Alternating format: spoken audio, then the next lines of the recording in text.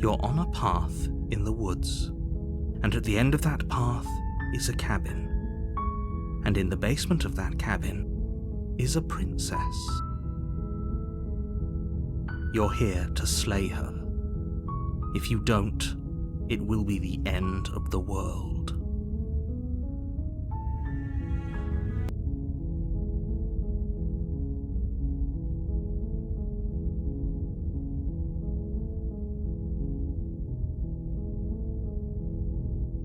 Then I guess we'll just have to see what happens. But a word of warning.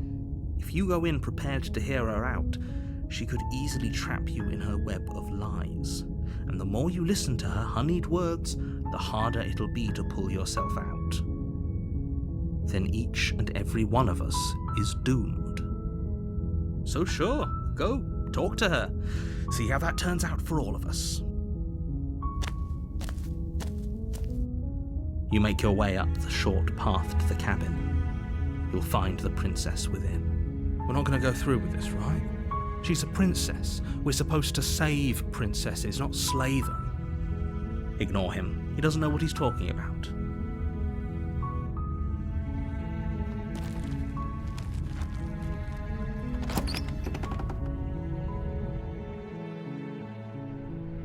The interior of the cabin is almost entirely bare. The air is stale and musty, and the floor and walls are painted in a fine layer of dust. The only furniture of note is a plain wooden table. Perched on that table is a pristine blade. The blade is your implement. You'll need it if you want to do this right. You take the blade from the table. It'd be rather difficult to slay the princess and save the world without it.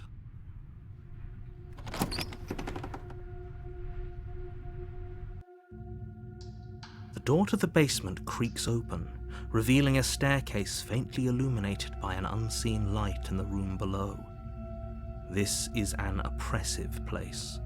The air feels heavy and damp, a hint of rot filtering from the ancient wood. If the princess really lives here, slaying her is probably doing her a favor. Her voice carries up the stairs. Who's there? She sounds dangerous. It's almost as if she's the one in charge down here. Don't let it fool you. It's all part of the manipulation. Good. You're still listening to reason.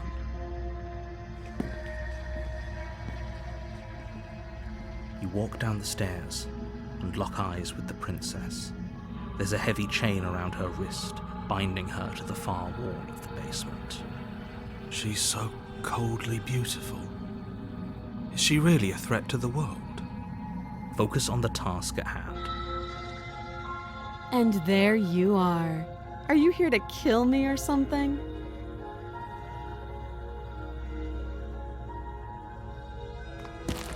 You step forward, your grip on the blade tightening as you steel your resolve.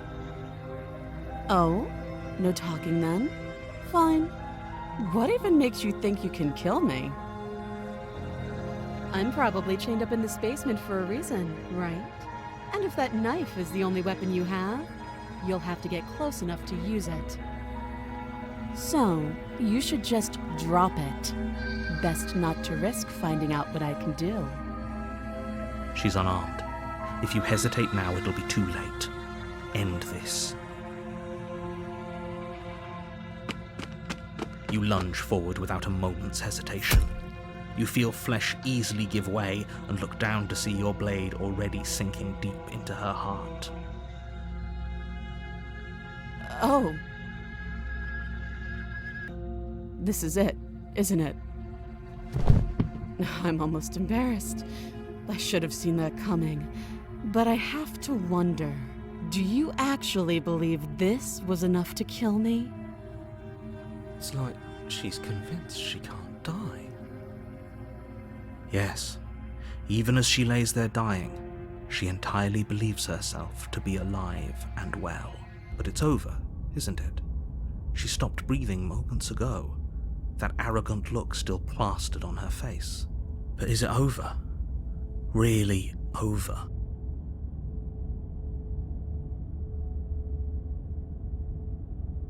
It's over. Don't get all worked up. We should make sure. What's the harm in checking for a pulse? I really don't think you should do that.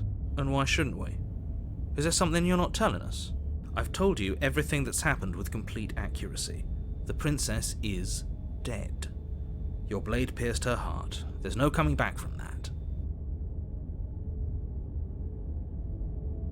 Yes, exactly. It's over.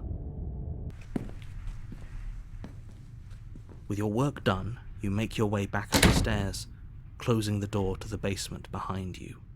Why do I feel like we've done something terrible? You did kill someone. Greater good or not, something would be very wrong with you if you didn't feel at least a little bad. But it was for the greater good. One of these days that will sink in and help ease your guilty conscience. But that day isn't today. Let's just get out of here. You open the cabin door, ready to return to a world saved from certain doom. Only, a world saved from certain doom isn't what you find.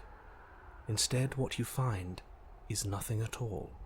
Where a lush forest stood mere minutes ago, the only thing in front of you now is the vast emptiness of some place far away.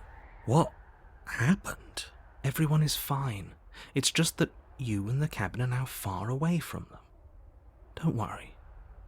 You'll be safe here. This is good. Everyone is happy. You'll be happy.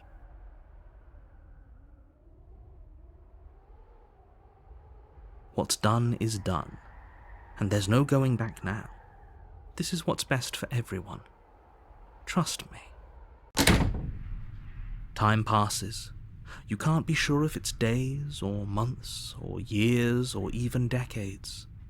It's all a wonderful, boring blur. You've never been happier. Psst. Hey. We're not just going to stay here forever, right?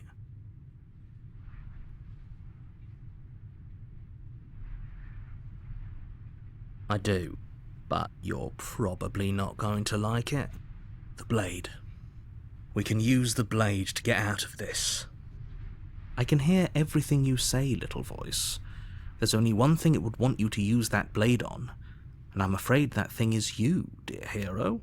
He's right. It's the only way out. Do you hear that? It wants to take this happiness away from you. It wants this wonderful place to end. Do you not? There's more for us to do, and the only way for us to do it is to take that blade and use it. Don't you dare.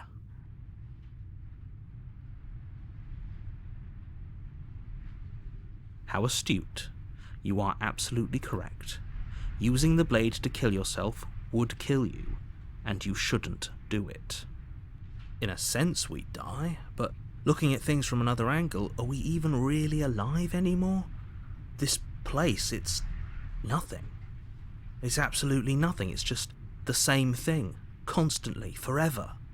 I know this is out there, but trust me, I know using the blade will work. That little voice didn't want you to slay the princess. It didn't want you to be happy. If we die, you can yell at me all you want. I made this happy little place for you. Is this not a good enough reward for saving the world? An eternity of bliss? You ingrate? Fine. Whatever. For the first time since time stopped meaning anything, you throw open the door to the basement and walk down the stairs. The princess's body is dust and bones, though the blade you used to slay her is still as pristine as the day you first held it. You pick up the blade, you stab yourself, and you die. The end. Nice knowing you.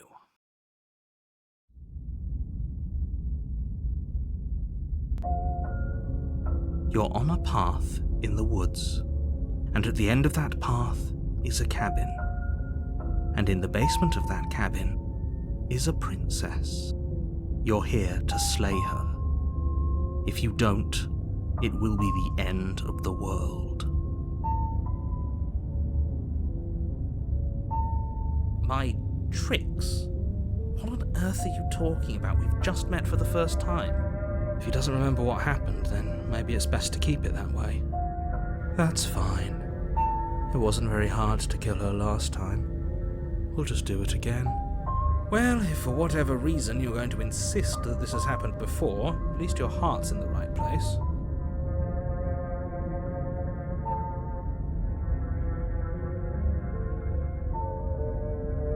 Those are two very different questions, but fine, I'll indulge you if that's what it takes to get you moving. Let's say for a moment that this really is the second time you've met me, or at least a version of me. If you're back here, I'm assuming you died, which probably only happened because you didn't listen to me. Oh, we listened to you plenty. We slew the princess just like you asked us to, and then you locked us away in an empty void for eternity. So we slew ourselves too.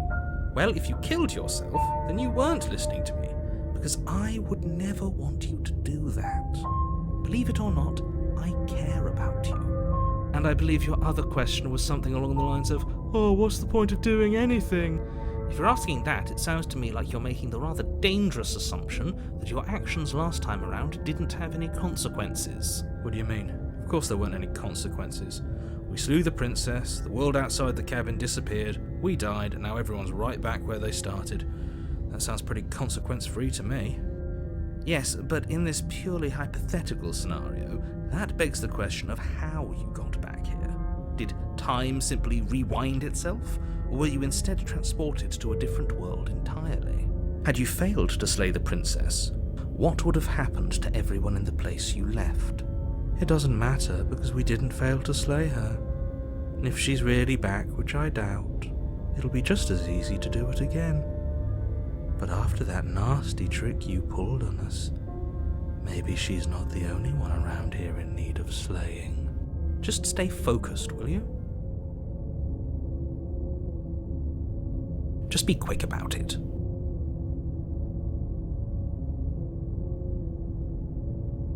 That's a good point. How do we know we didn't have things backwards? Maybe slaying the princess was what ended the world, not the other way round. Yes, maybe this whole thing was a trick to get us to end the world. And now we get to go through the whole charade again, wholly aware of what's waiting for us at the end. But that's assuming she's alive in that cabin. We did kill her, after all. You're going to find her in the cabin. If the princess had actually been slain, you wouldn't be here. And let me assure you, killing her will not end the world. I don't know what you think happened to you last time, but it's a load of nonsense. You'll get your happy ending. I promise. Well, that's exactly what we're afraid of. Really? Living happily ever after sounds that bad to you? Oh well, there's no use arguing over your masochism. The cabin awaits.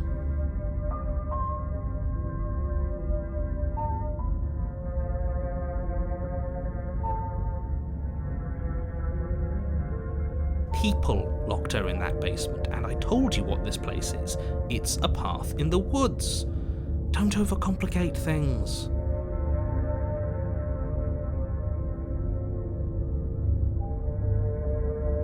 Look, I'm not supposed to say this, but it's because you're special. You're the only person capable of doing this. Call it a prophecy, if that helps. But it's just the way things are. Oh, I didn't know we were special. Of course we're special. I've told you everything you need to know. Going into more detail would just overcomplicate an otherwise very simple situation and make your job more difficult. This is boring. He's clearly not interested in talking, so let's just do as he says. And maybe he'll stop bothering us. Great. Now, if you don't mind, the whole world is waiting with bated breath for you to save it from ruin.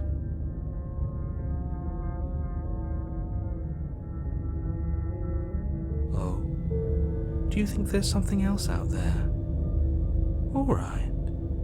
Let's see what we can find. It's bound to be more interesting than doing the same thing over again. Seriously? You're just going to turn around and leave? Do you even know where you're going?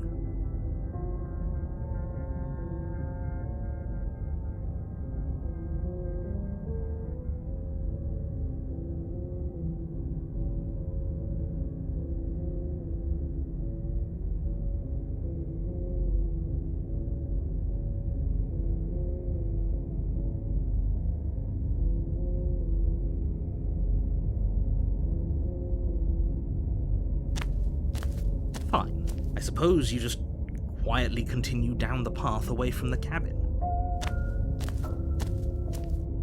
That's strange. It looks like this path also leads to the cabin. How convenient. Everything's back on track again. Maybe the world can still be saved after all. Oh, how quaint. He really wants us to go in there, doesn't he?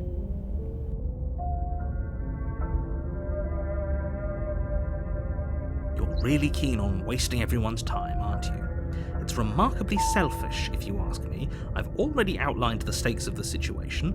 If you don't do your job, everyone dies. Like, dies. Forever. But fine, you turn around and trek back down the path you came.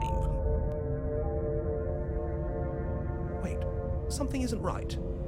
Can you still hear me? You're supposed to wind up back at the cabin again. Everything is getting...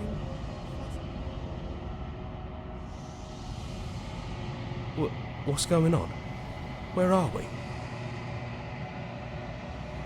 I don't know, but it feels like home.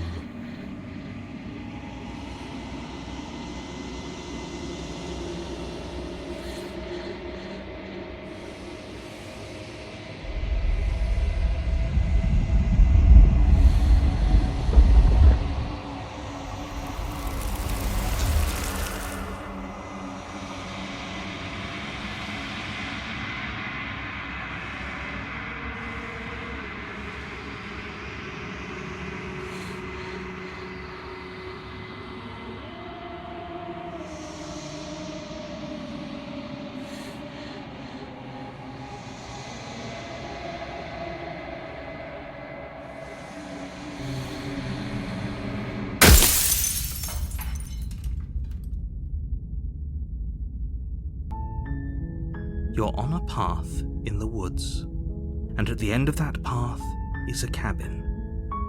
And in the basement of that cabin is a princess. You're here to slay her. If you don't, it will be the end of the world.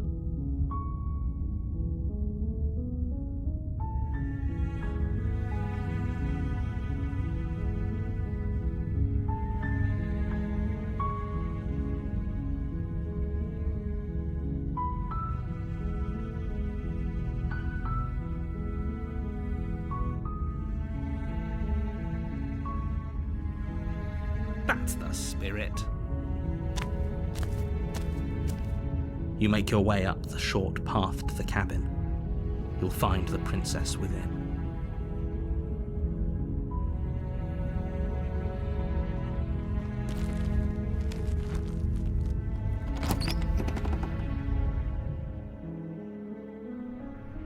The interior of the cabin is almost entirely bare. The air is stale and musty, and the floor and walls are painted in a fine layer of dust. The only furniture of note is a plain wooden table.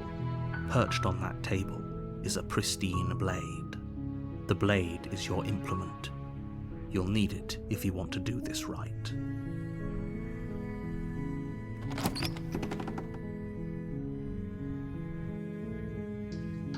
The door to the basement creaks open, revealing a staircase faintly illuminated by an unseen light in the room below.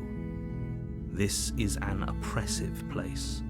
The air feels heavy and damp, a hint of rot filtering from the ancient wood. If the princess really lives here, slaying her is probably doing her a favor. Her voice softly carries up the stairs. Hello? Is someone there? It's hypnotizing. It's the kind of voice you only have to hear once to remember it for the rest of your life. Don't let it fool you. It's all part of the manipulation. You're playing a dangerous game by coming here unarmed.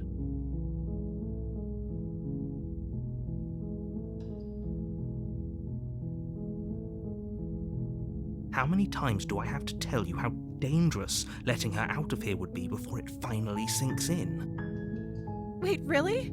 You're here to rescue me? I was starting to think I'd be stuck down here forever. Come downstairs. I want to see the face of my rescuer.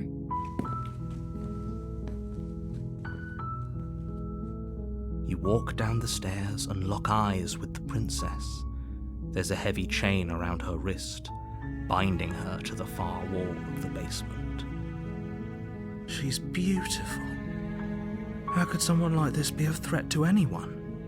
I am begging you to stay focused. There's a lot riding on you here. Hi. I can't believe you're here. I've been waiting for something like this to happen forever. I hope you brought something to deal with these chains. Don't do it. If she gets out of those chains, we're all one step closer to the end.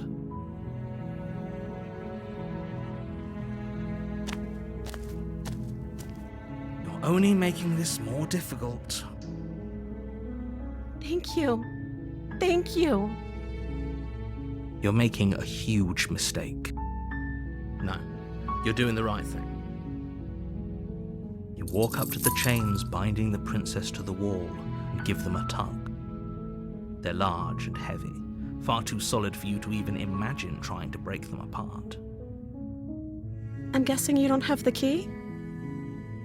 Maybe it's somewhere upstairs. Doubtful. Whoever locked the princess away down here intended for her to never see the light of day. They wouldn't have just left the key to her chains somewhere in the cabin.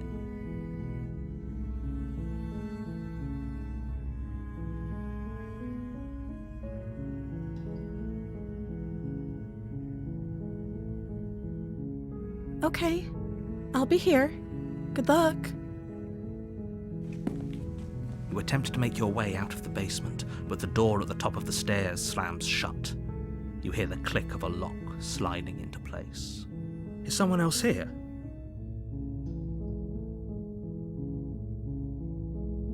You try the door, but it's locked from the outside. Your shouts and pleas are met with silence. You're here to slay the princess, and you won't leave until the task is done. You make your way to the bottom of the stairs. This would have been so much easier if you'd just taken the blade like you were supposed to. Easier for whom? Easier for everyone. Look at the mess you're in. I heard the door slam. They locked you down here too, didn't they? There's a slight panic rising in the princess's voice. If I could just get out of these chains, I know we could force our way out of here together. She barely hesitates before raising her arm to her mouth, her teeth tearing through her limb with the determination of a trapped wolf. As she rips her flesh from her bone, a sound comes from behind you, the clang of bouncing metal. It's the blade from upstairs. You're not sure how it made its way down here, but if there's a time to strike, it's now. Or we could use it to free her. You won't like what happens if you do that.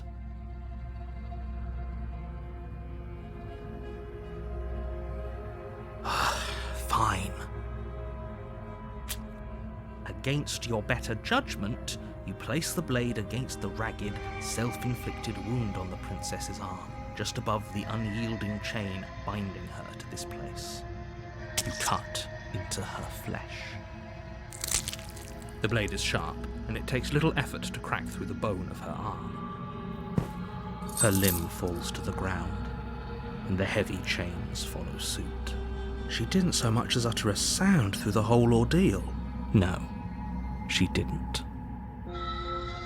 She smiles softly as her gaze meets yours, blood from her wounded arm dripping rhythmically to the ground. How is she still smiling after everything? It's like she isn't even bothered by what just happened. Thank you. Now let's get out of here. No, we won't have any of that. The stakes are too high. You can't just let her escape into the world. No, I can't just let her escape into the world. As the princess approaches the bottom stair, your body steps forward and raises the blade. Wait, this isn't fair. You can't just do that. Watch me. What are you doing?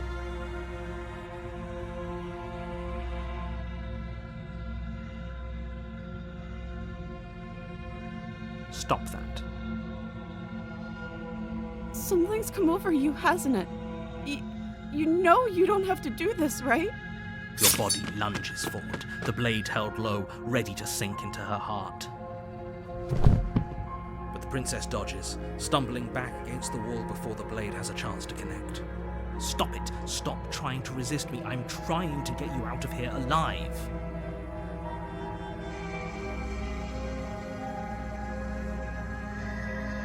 The blade! Move the blade! As your body remains frozen in stubborn resistance, the princess takes a cautious step forward. We both know this isn't you.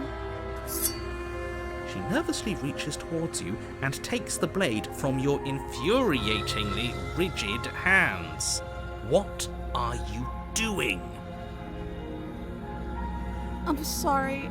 I'll try to be quick. She plunges it into your chest, tearing through flesh and sinew. It is agony. But you aren't dead yet. Oh no! I'm so sorry. Stay strong. We can tough it out until it's done. For her sake. For her sake? Don't you start pretending that dying a painful death is some sort of heroic gesture. The two of you have literally doomed everyone. Whatever. She sinks the blade into your chest again and again and again, and you feel every inch of burning pain that slices its way into your body. I'm sorry. She doesn't know how to use a knife, does she? Apparently not, though it doesn't matter how sloppy her knife work is, does it? A stab wound is still a stab wound, and it won't be long before you bleed out.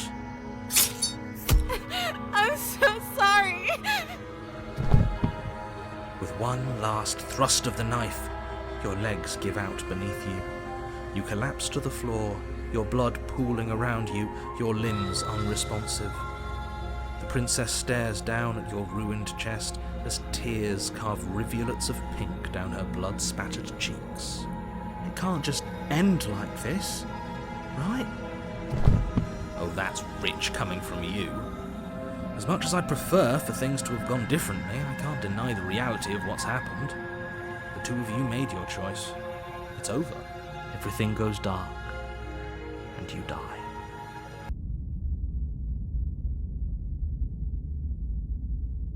You're on a path in the woods, and at the end of that path is a cabin. And in the basement of that cabin is a princess. You're here to slay her. If you don't, it will be the end of the world.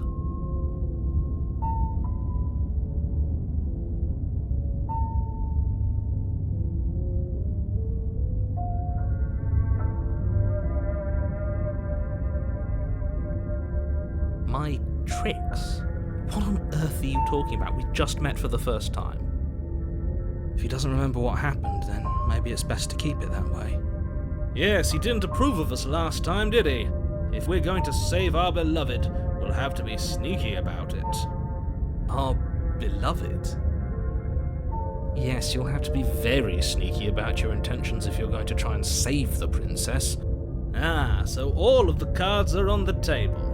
Then you should know that we and the princess are in love, and the four of us will be foiling any and all assassination attempts you've got in the works. we'll see about that. Whatever you do, just be sure to ignore him specifically. It sounds like he's the sort who'd sacrifice the whole world for a peck on the cheek. What can I say? A world without love is a world that isn't worth saving.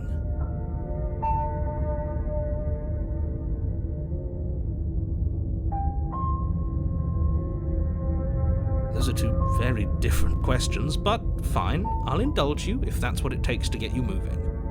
Let's say for a moment that this really is the second time you've met me, or at least a version of me.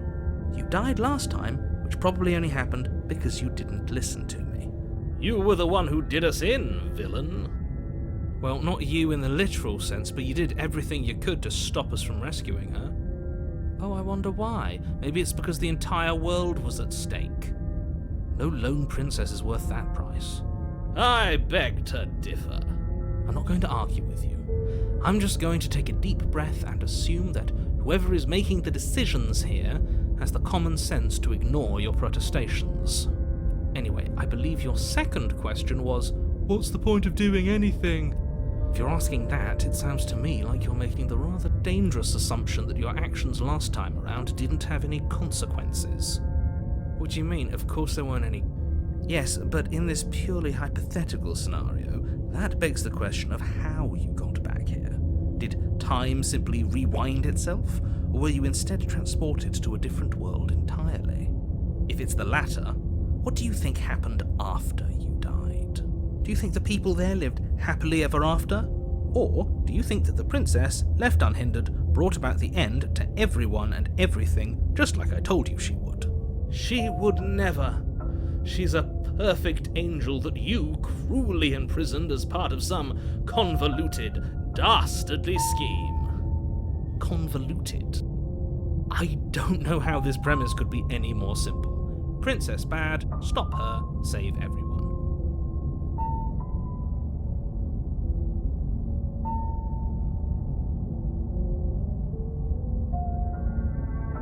That's right, you can't stop all of us. We're going to sweep her off her feet if it's the last thing anyone does. Are these really the sorts of people you'd like to align yourself with? You're not at the cabin yet. You still have plenty of time to reflect on the situation. I just hope for all our sakes that you make the right call.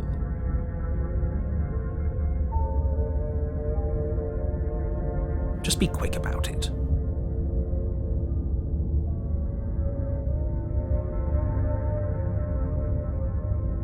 She just can. Believe me, I wish I could tell you more, but you'll just have to trust that what I'm saying is true, and that, despite it all, you're fully up to the task that's been given to you. Maybe it's her beauty that threatens the world. Sure, it's her beauty. Why not? And before you ask, no, we can't just keep her down there. If you don't slay her, she's going to find a way out. It's unfortunate, I know, but it's just the way it is. People locked her in that basement, and I told you what this place is. It's a path in the woods. Don't overcomplicate things.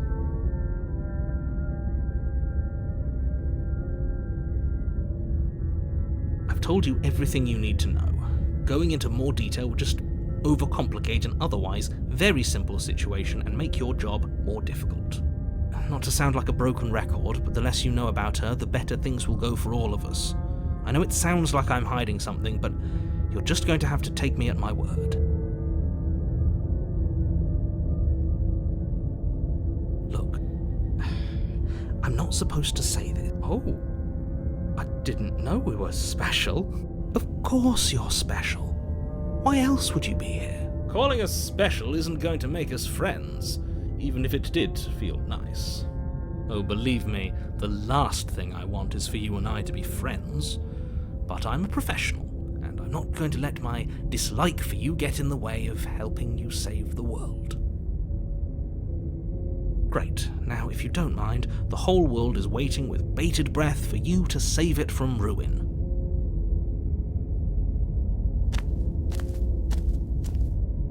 A warning before you go any further.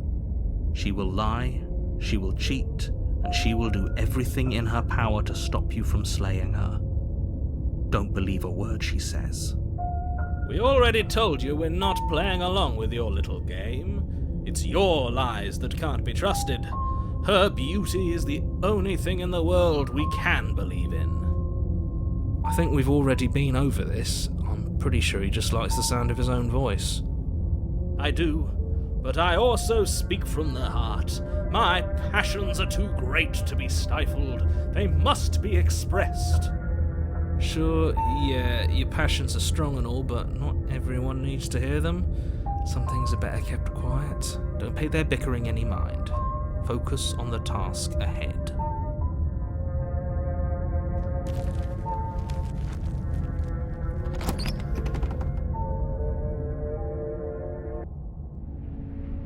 The interior of the cabin is clean and elegant, its stone walls draped in fine threaded tapestries, a prison befitting a royal prisoner. The only furniture of note is an ornate wooden table with a pristine blade perched on its edge. The blade is your implement. You'll need it if you want to do this right.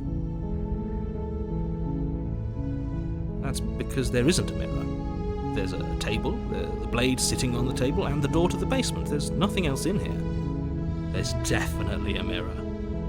There isn't. I'm sure the princess would tell us there was a mirror if she were up here. In which case she'd be lying to you because, again, there isn't a mirror. Exactly. Why would I lie about something so meaningless? What good would a mirror even do? That you waste time preening yourself instead of doing what needs to be done? Very different. Is it? I can't say I was paying much attention to the scenery last time around. Maybe that's because you haven't actually been here. I hope this means you'll finally drop that ridiculous past life nonsense. You haven't died, and you certainly haven't been killed by the princess. So focus up.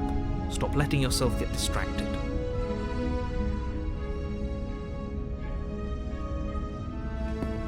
You walk up to the wall next to the basement door. It's a wall. There isn't much to see here.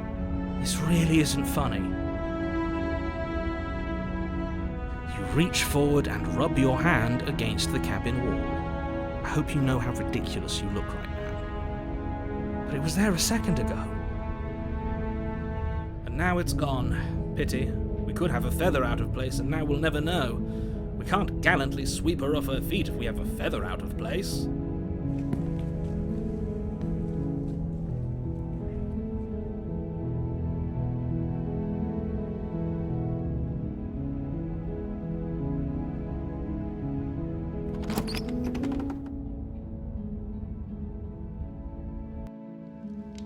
The door to the basement creaks open, revealing an intricate stairwell. Gold-trimmed carpet glimmers in the light of the torches positioned along the walls. The basement almost seems welcoming in the dim firelight. But it's still a stone basement. If the princess lives here, slaying her is probably doing her a favor. A soft voice carries up the stairs. Hello? Is someone there? Her voice. It's somehow even more beautiful than last time. I can hear wedding bells already. I've held my tongue till now, but you're taking this a little too far. We barely even know the princess. We can still do right by her without all this over-the-top fawning. Yes, for everyone's sake, you're not in love. Just remember that her charms are all part of the manipulation. Walk down the stairs and lock eyes with the princess. There's a heavy chain around her wrist, binding her to the far wall. My love, we're here to rescue you from your unjust and foul imprisonment. You know she can't hear you, right? She may not be able to hear my words, but surely she can hear my spirit. Oh, your spirit's plenty loud, all right. It's you, my dashing hero. I was so worried you wouldn't come back. Did you hear that? She said we're dashing. And she called us a hero. Flattery really goes a long way with the two of you, doesn't it? Waiting for you to come back. I didn't want to believe your ravings back in the woods, but this is next to incontrovertible evidence. You've been here before. That's right, villain, and you killed us. Well, she killed us. Only because he made us try and kill her. It was self-defense. Our beloved's hands remain unstained by cruelty. And you've died before. So an entire world has been damned to oblivion. I'd really hoped I'd be the first, but what's done is done. What matters is you have a chance to do it right this time. Now, hold on. If she actually ended a world, are you sure we want to do this? Are you sure we want to rescue her? We never saw a world end, and now I'm even more certain that we must chase our heroic and romantic destiny than I've ever been. I shan't let anyone convince us otherwise. Are you listening to him? He's lost it. Don't let him distract you. Just do your job.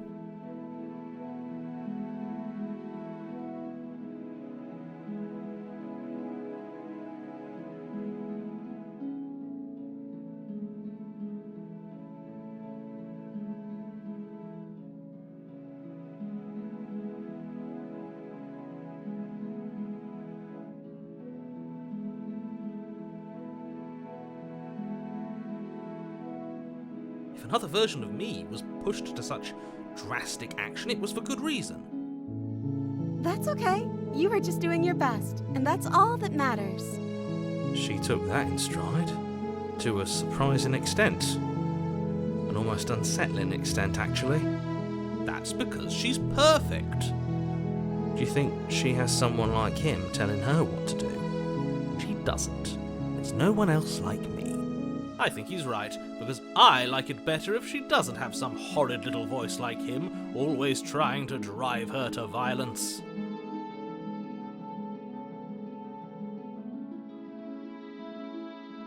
You died, and now we're talking.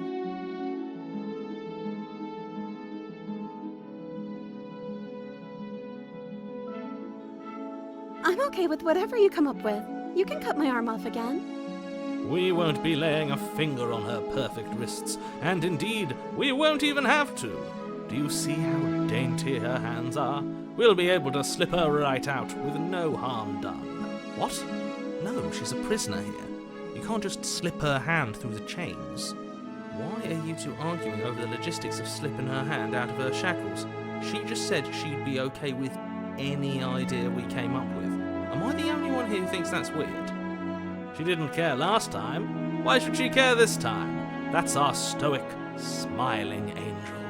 No, you're right. It's extremely bizarre behaviour and further evidence that she's a monster who's not to be trusted. So go ahead and slay her.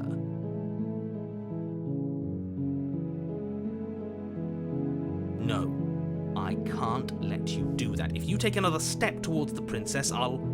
You'll what? Take over our body and force us to try and kill her? I would if you had a weapon. Not on my watch, villain. My passions contain titanic depths, and if you try anything that might harm our dearest, I will end our life without a second thought. You wouldn't. I would. I'd listen to him if I were you. He has a lot of strong feelings. And doesn't the world end if we don't stop her? You approach the princess and gingerly slide her hand from her bindings. That shouldn't have worked. I'll be damned. We're doomed. I can't believe it. But I guess I have to. I told you, there's no life more worth living than that of a true believer. I'm free, and you're not trying to kill me this time. Thank you. Thank you so much. The princess jumps up and smothers you in a joyful embrace. Ugh. If only you had a weapon, one slip of the wrist and your pristine blade would be buried in her back and everyone out there would be saved. Luckily for Mr. Romance, we don't have a weapon. Who needs a weapon when we have the power of love on our side? What do we do now? Let me guess. End the world? Spoken with the rank cynicism of someone who has never felt love in his heart. don't actually know. Nobody's ever asked me what I wanted before. She doesn't even know what she wants. You may have had her all wrong. What if this whole thing is just a misunderstanding? What if she doesn't want to end the world? You're so gullible. Is the only thing you've ever doubted the actual truth? I think I want to leave. And I think... The princess closes her eyes in deep reflection. And then she shrugs. I don't know. What do you want to do?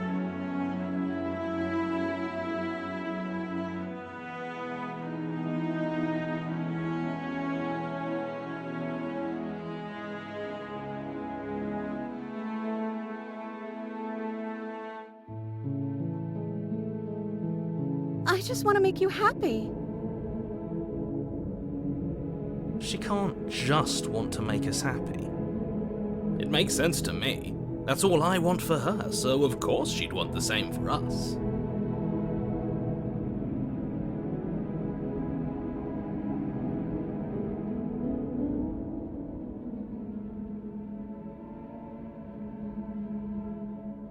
Okay, if that's what makes you happy. Is she broken? What's going on? What's going on is she's lying to you, only she isn't a good liar. Are you starting to trust me now?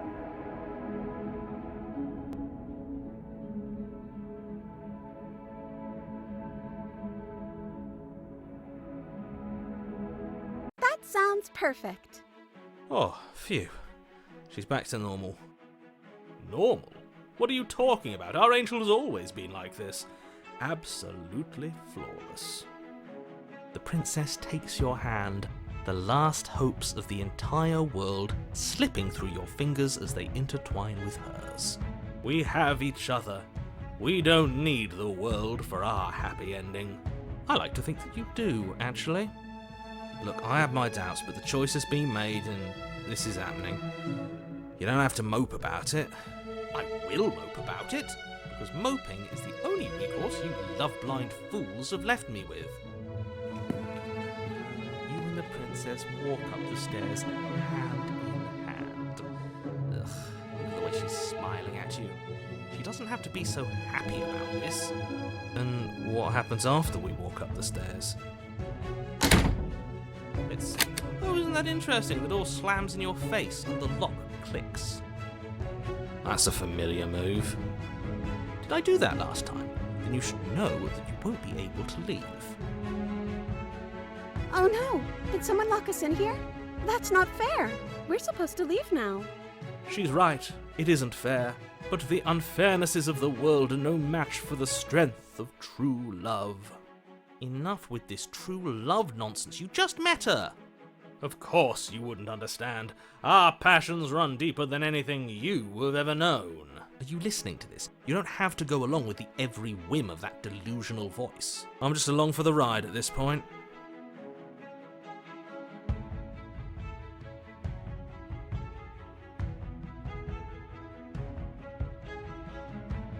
Well, I don't know. Do you think I can?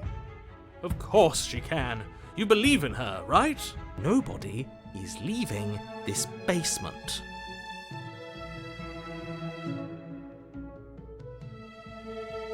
Okay. Yeah, let's do it.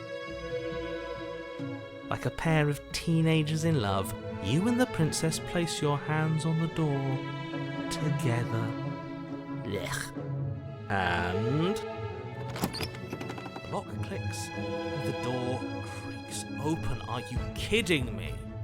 I told you our love was insurmountable. You and the princess make your way upstairs and... You're enjoying this, aren't you? You're taking every opportunity you can to draw out the end of the world and make me suffer.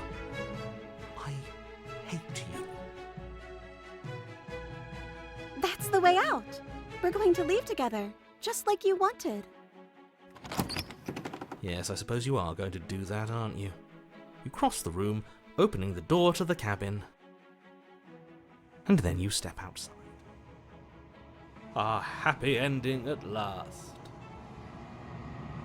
We did it! What should we do now? Where did everything go? Where did he go? Oh, is he gone? I hadn't noticed. I was too busy staring deep into our beloved's eyes. I'm cold. Is being happy supposed to be so cold? She's cold.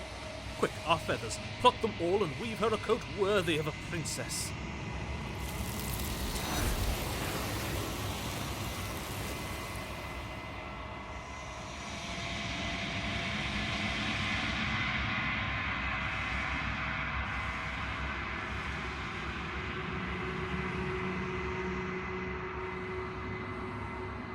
She's gone. Where did she go? Should we try and find her? And is that a mirror? Why is it here? Why now?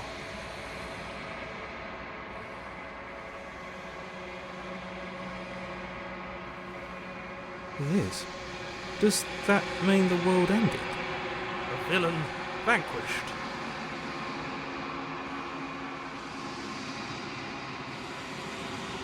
You're right. She's gone. It's just us and that awful thing.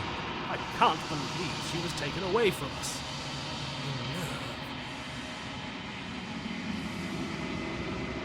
There's something dreadful about it. I don't think you should. Yes. I'm begging you, don't do this.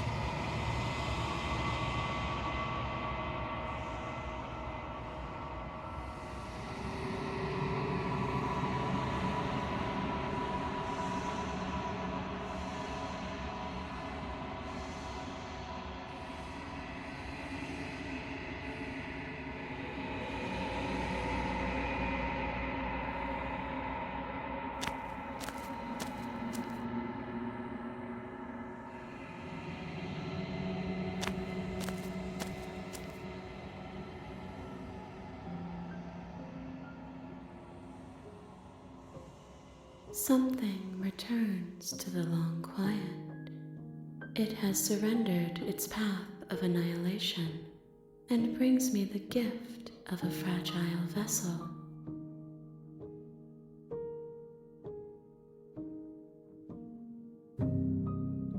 Vague recollections, empty tunnels without a mouth. I am sorry if I frightened you.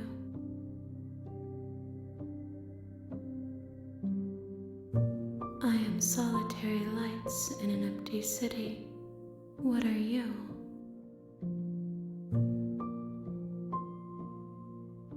Thoughts without connections, a dim and nascent network. I wish to be more.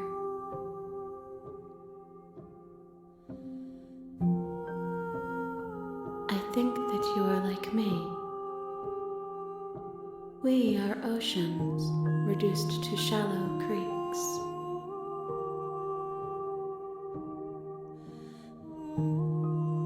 Yes, nerves and fibers to feel the worlds beyond, perspectives to make my own. This one is soft and delicate.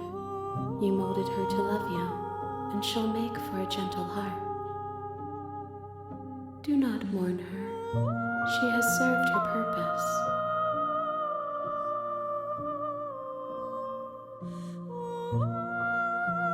How can the world have ended if we are talking?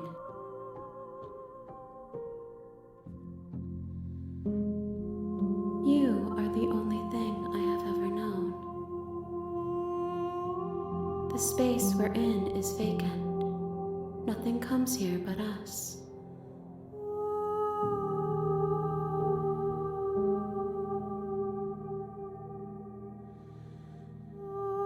I know only that they are.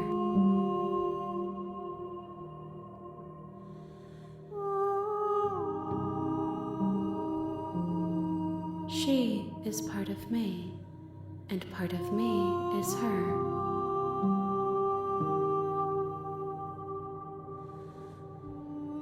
You speak in circles. Does it matter where one thing begins and another ends?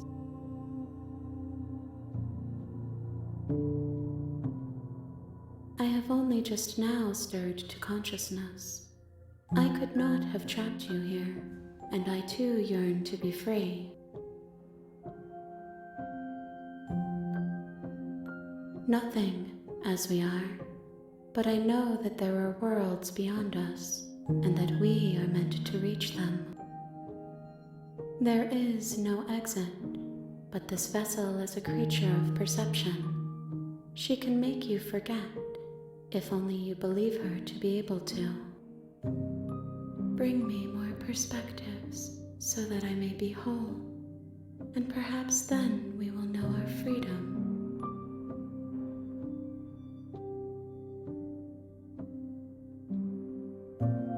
Everything, until we meet again.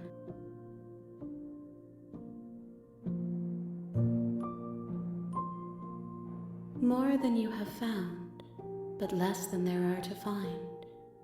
I am infinite. The rest will find their own way home.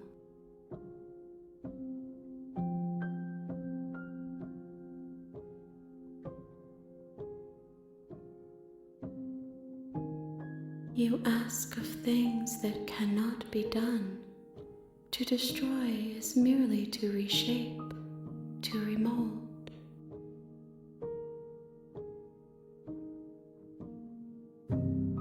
How can I know? I am flickers in something sprawling and unilluminated.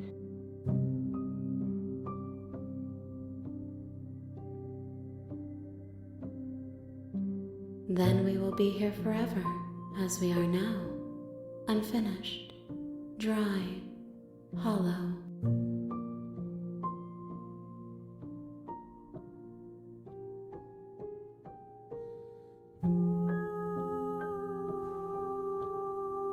I have not lived.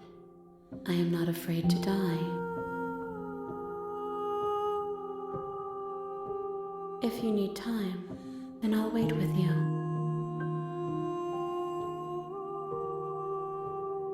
She asks that I tell you to remember her. You won't.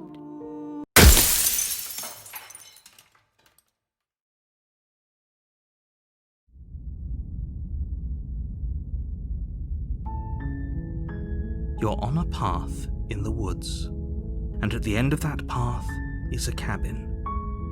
And in the basement of that cabin is a princess. You're here to slay her. If you don't, it will be the end of the world.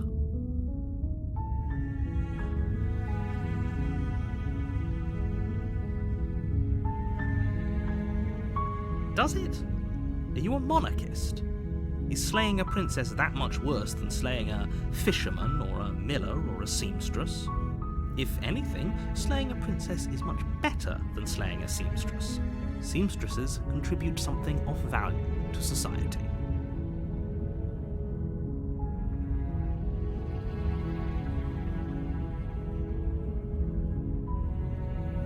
Of course I haven't. Why would I even consider that? Nobody wants the world to end. I mean, maybe some people do, like nihilists, or very, very evil people, but surely you're not one of those, right?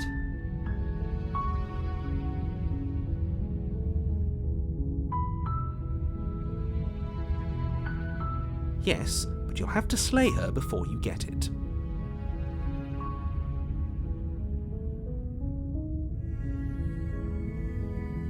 It's a secret, but I think you'll like it. It's a special reward, just for you. And whatever you think it might be, I can promise you it's going to be even better than your wildest imagination.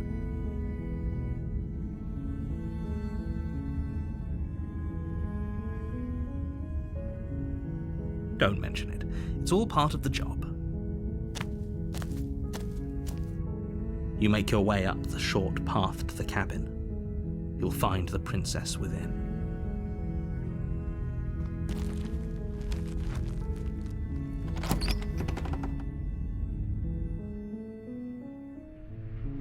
The interior of the cabin is almost entirely bare.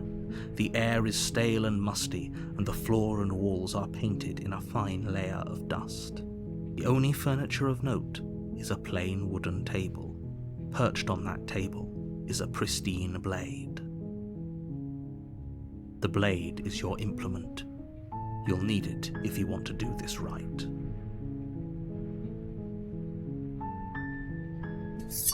You take the blade from the table. It'd be rather difficult to slay the princess and save the world without it.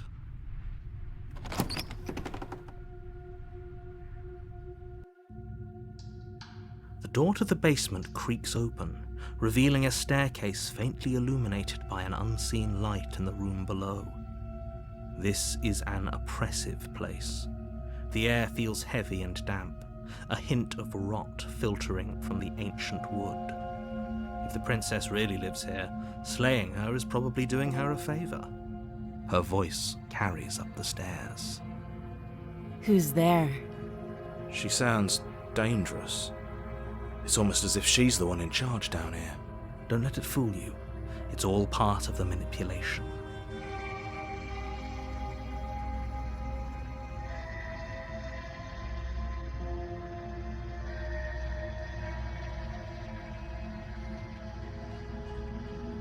Don't be a stranger.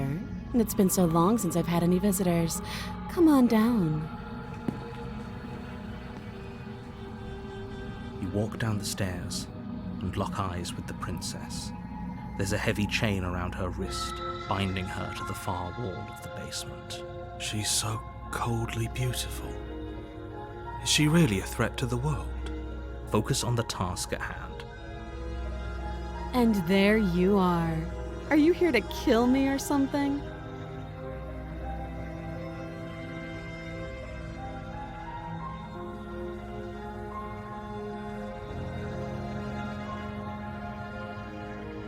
Then why did you bring a knife with you?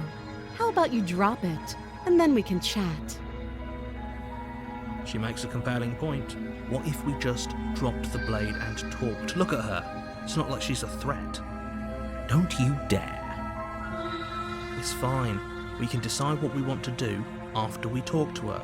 Maybe she really is a monster, but killing someone in cold blood isn't very becoming of us. The blade tumbles out of your trembling hands and drops to the floor with an unceremonious clang. Thank you. Maybe now we can just talk. Against your better judgment, you step forward to speak with the princess face to face, unarmed. We'll be fine. I don't know what you're hoping to accomplish here, but I can assure you there's no reasoning with her. Just make sure you don't forget about the blade on the floor. You're going to need it. So here we are. What an awkward start to a relationship.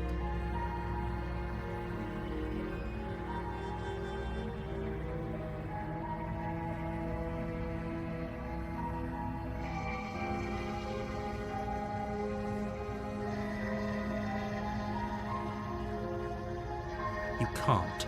Don't bother. I'm guessing you don't have the key then. I'm sure there's a key somewhere around here, and if there isn't, well, we can always put that knife to good use. Her sharp eyes settle on the edge of the blade. She isn't suggesting what I think she's suggesting, right? She is. I'm sure of it. I know. I just said that. Now why are you here to kill me?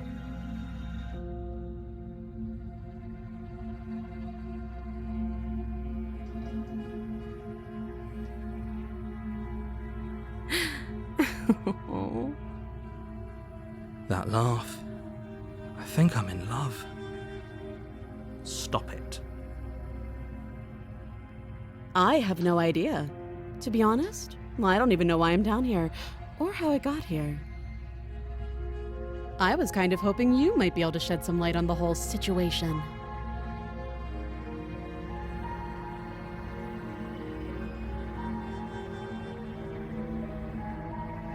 She hesitates before answering. You can address me as Your Royal Highness, or Her Majesty. Any honorific should do, really. Note the lack of detail. You can't trust her.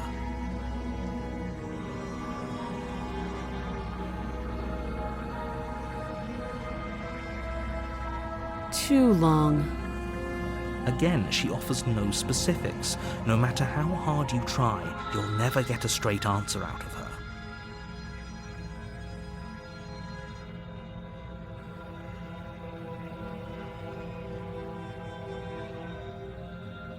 Don't just tell her that. Is that why they threw me down here? But I don't want to hurt anyone. I like the world, I think. I don't remember much about it, to be honest. I've been down here a long time. Just how long has she been down here? If I'm supposed to be capable of ending the world, then how did I wind up here, chained to a wall? Have they told you why I'm allegedly so dangerous?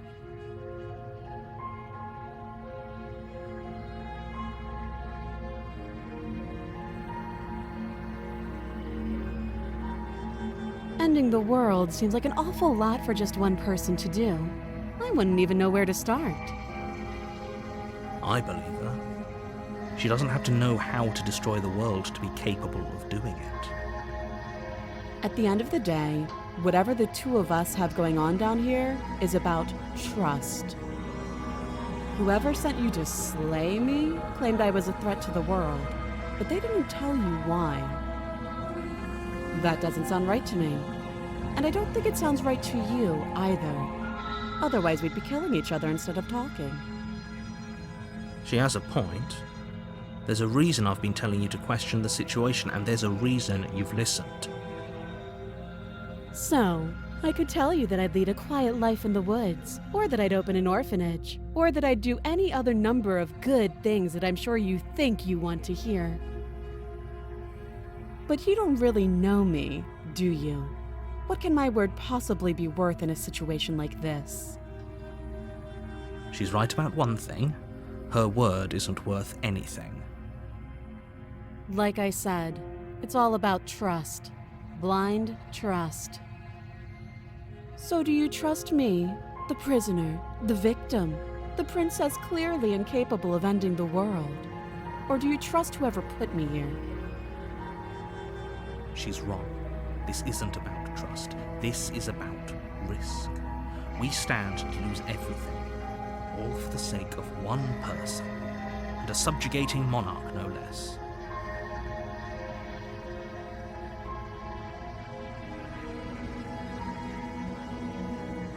Oh, have you decided what to do with me?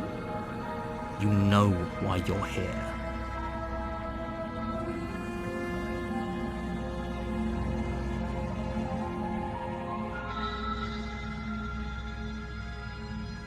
That seems like a pretty good compromise.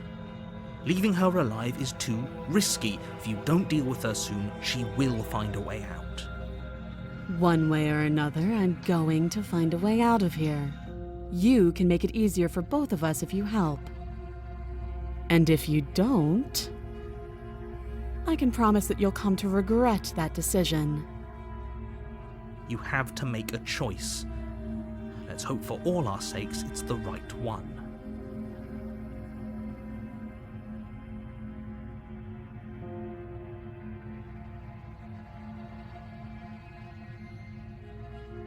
Oh, for the love of... Good. I'm glad you've come to your senses. You're making a huge mistake.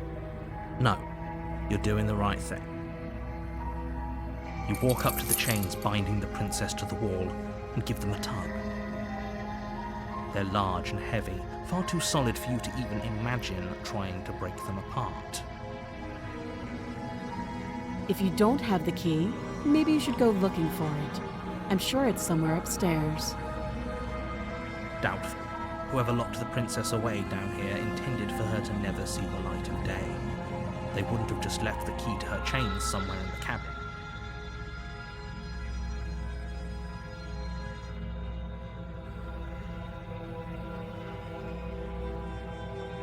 That would be fine. I can lose an arm. She speaks with almost complete nonchalance. If we were stuck down here for long enough, I'm sure we'd be nonchalant about cutting our way out. Anything to finally be free. You attempt to make your way out of the basement, but the door at the top of the stairs slams shut. You hear the click of a lock sliding into place. Is someone else here?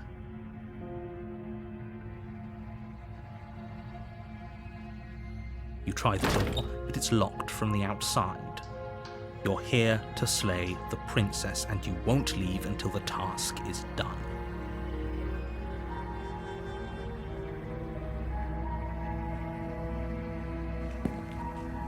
You make your way back to the bottom of the stairs. This would have been so much easier if you'd simply slain her like you were supposed to. Easier for whom? Easier for everyone. I heard the door slam. They locked you down here too, didn't they? The knife. Pick it up and cut me out of here. You won't like what happens if you do that. Against your better judgment, you place the blade against the princess's arm, just above the massive, unyielding chain. You cut into her flesh. The blade is sharp, and you make quick work of it. Before long, you're able to crack through bone, and she pulls the bleeding stub of her arm through the iron gauntlet. She didn't so much as utter a sound. Free from her bindings, the princess turns to face you, her fierce gaze meeting your eye. How is she so composed after losing an arm? It's like she isn't even bothered by it. Thank you. Now let's get out of here. No, we won't have any of that. The stakes are too high. You can't just let her escape into the world. No, I just can't let her escape into the world. As the princess approaches the bottom stair, your body steps forward and wait. This isn't fair. You can't just watch me.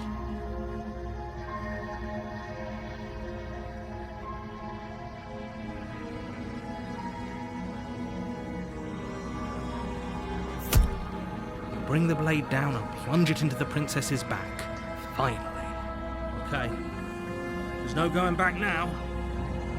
Though the blade left a deep gash in her shoulder, she barely so much as flinches, turning around to stare at you incredulously. Are you serious? I don't know what came over you, but if we're doing this, I guess I'll have to kill you. Do you think I need both of my arms to do that? I can beat you to death with one. But I don't have to tell you that. I'll go ahead and show you. Thank you. You swing your arm towards her throat, the blade singing through the air. But she's ready for it. She grabs your arm, her grip like a stone vice. You drop the blade, pathetically. She lets go, and faster than you can react, rears back and hits you with a bone-shattering haymaker. There's a ringing in your ears. You're fairly certain you can feel bone grinding against bone where she fractured your jaw, but your body isn't allowing you to feel much right now. Adrenaline coursing through your system and numbing your nerves. You fall to your knees. You're barely able to bring your trembling arms up to defend yourself before she hits you again. Every blow is as punishing as the first. You feel bones shatter with every impact, unknown ruptures blossoming with blood somewhere inside of you. You poor thing.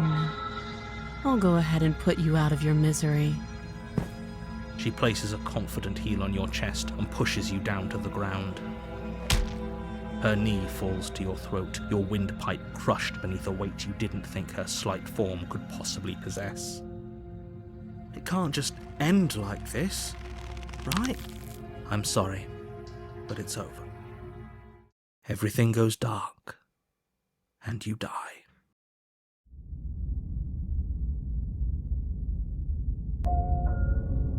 You're on a path in the woods, and at the end of that path is a cabin.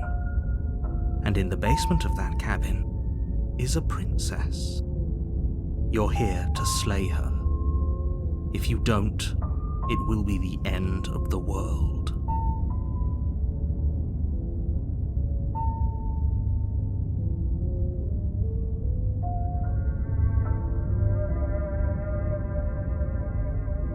Again? People don't die twice. You haven't even met the princess, and I hardly think she'd be capable of killing someone as skilled and courageous as yourself. If he doesn't remember what happened, then maybe it's best to keep it that way. You know I can hear you, right? It's going to be a lot harder than you think to keep secrets from me. What does it matter what he knows? There's nothing we can do to stop her. She's just going to kill us again. She is not going to kill you unless you let her. But slaying the princess and saving the world is going to be much more difficult than it has to be if you spend the whole time second-guessing yourself.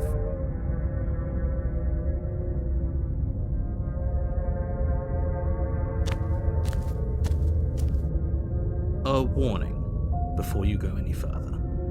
She will lie, she will cheat, and she will do everything in her power to stop you from slaying her. Don't believe a word she says. We might as well just pledge ourselves to her and stop pretending we're capable of doing anything in this situation. She probably doesn't even need to try to overpower us. Can we tone down the pessimism just a smidge? I'm not being a pessimist.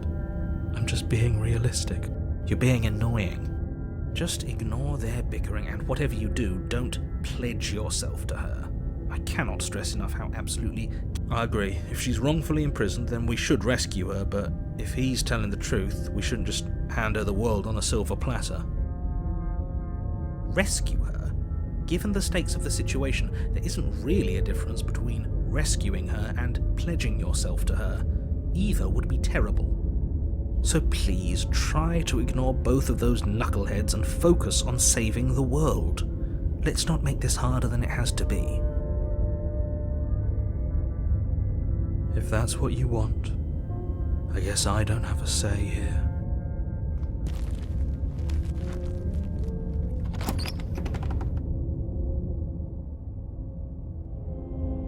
The interior of the cabin is larger and more grandiose than its humble exterior would suggest. The only furniture of note is a massive marble altar with a pristine blade perched on its edge. The blade is your implement. You'll need it if you want to do this right. Why do we feel so small? We don't feel small. We are small.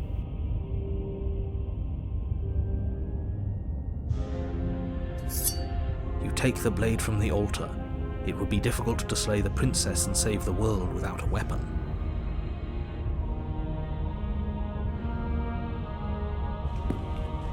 You walk up to the wall next to the basement door. It's a wall. There isn't much to see here. What are you talking about? This isn't a wall. It's a mirror. Or at least it'll be a mirror once we wipe off that layer of grime. You reach forward and rub your hand against the cabin wall. I hope you... We should count ourselves lucky. Some things are better left unseen.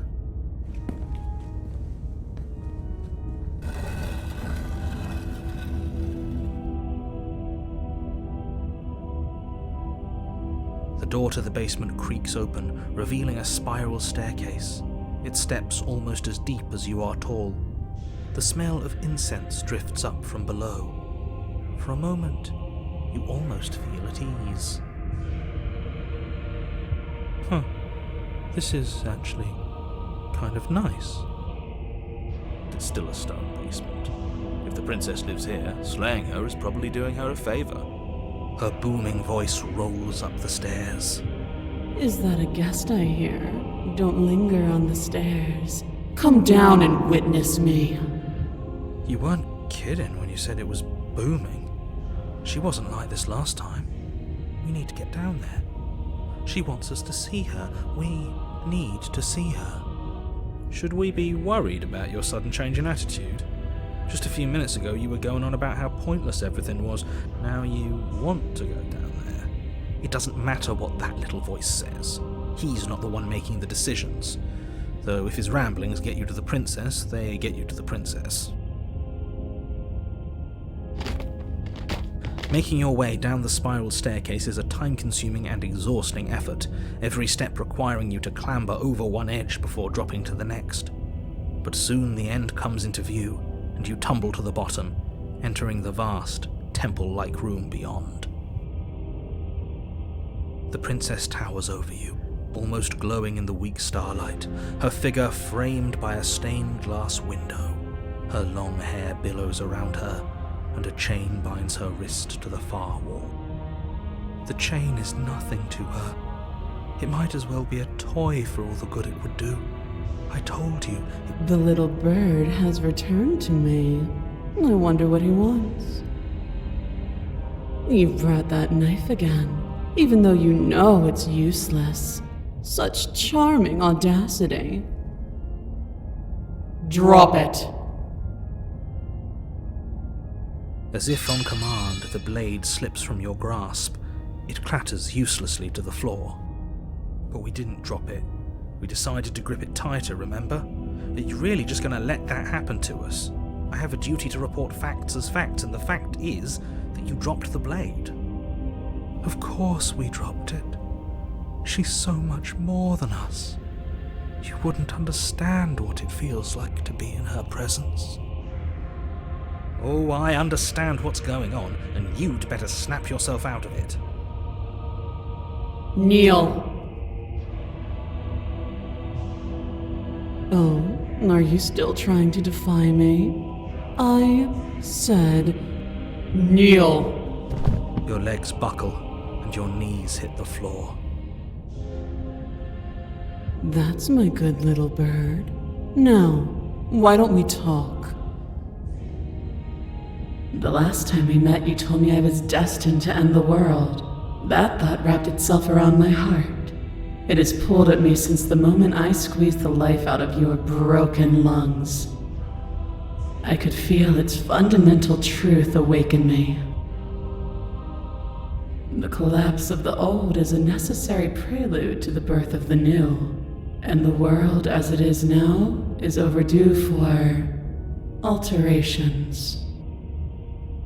It's time for me to seize my destiny, and you, little bird, will help me seize it.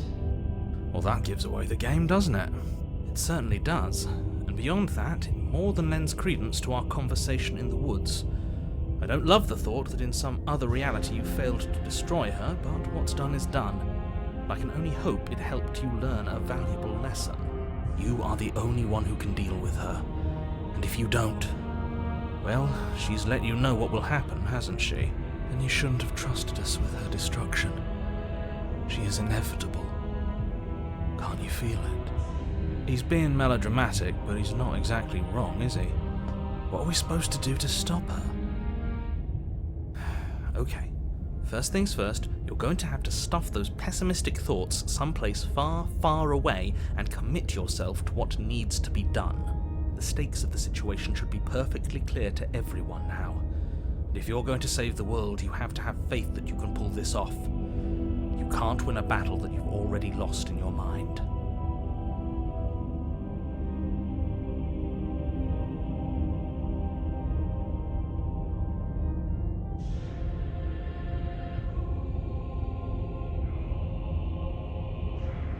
This isn't about desire.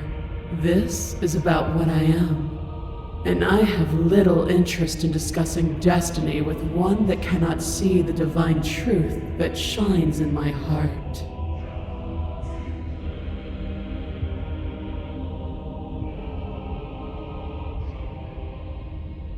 Know the limits of your privilege, little bird.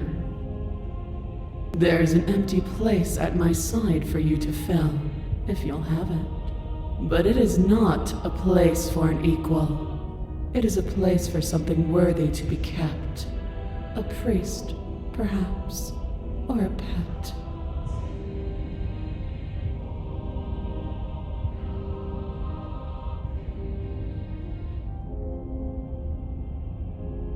And all you have to do is break these chains and set me free.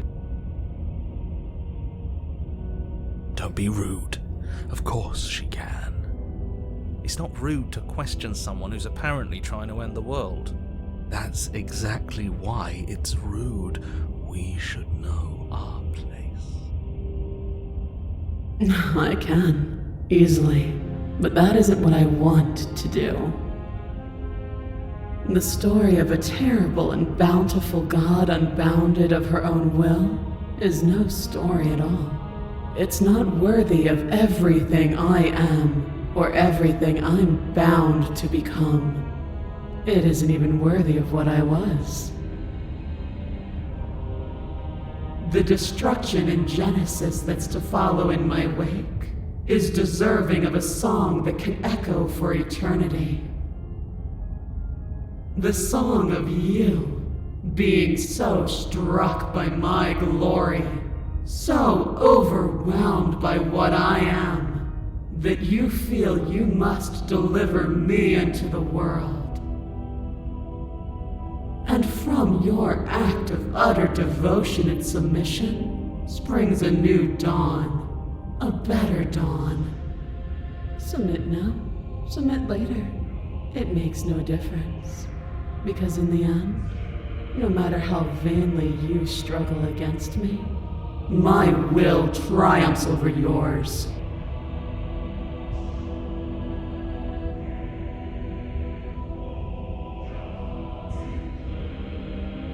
I say, perhaps you need another lesson in submitting to your betters. Pick up that needle. Do it. It's what she wants. No objections here. I don't know what she's planning, and I don't like that we don't know what she's planning, but we might as well pick up the blade. As your eye falls on the blade, you feel a weight. Some divine hand that sits unperceived by your senses, but that manages to push you towards its desires like an unseen puppeteer.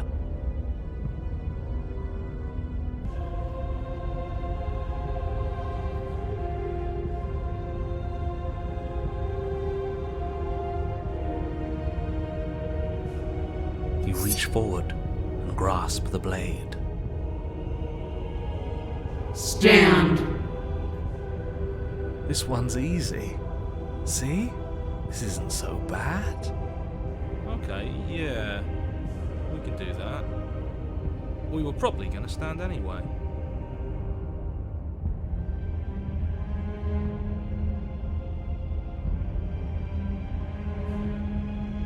You can feel a creaking tension between body and will as you slowly rise to your feet, like two foes forced into an unhappy truce.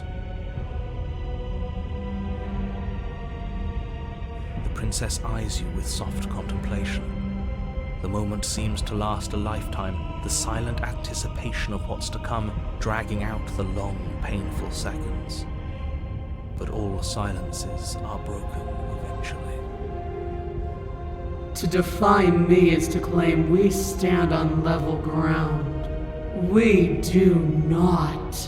You are quiet shadow, while I am brilliant radiance. Take that knife in your hand and slit your throat. What? You don't have to listen to her. You're armed. Just steel your nerves, step forward, and end this. Oh, we'll end this all right. Your hand lifts the blade and brings it towards your throat. Okay, I apologize for the unclear language. End her. Your body is sluggish and unresponsive, actively fighting against you, but you do your best to stagger forward. One step at a time, you move towards the princess. Slitting your throat would have been a mercy, but it seems you're in need of a harsher lesson. Plunge that knife into your lungs. I'm sorry. Don't. As you take another step forward, the blade digs into your ribs, slicing through flesh with ease.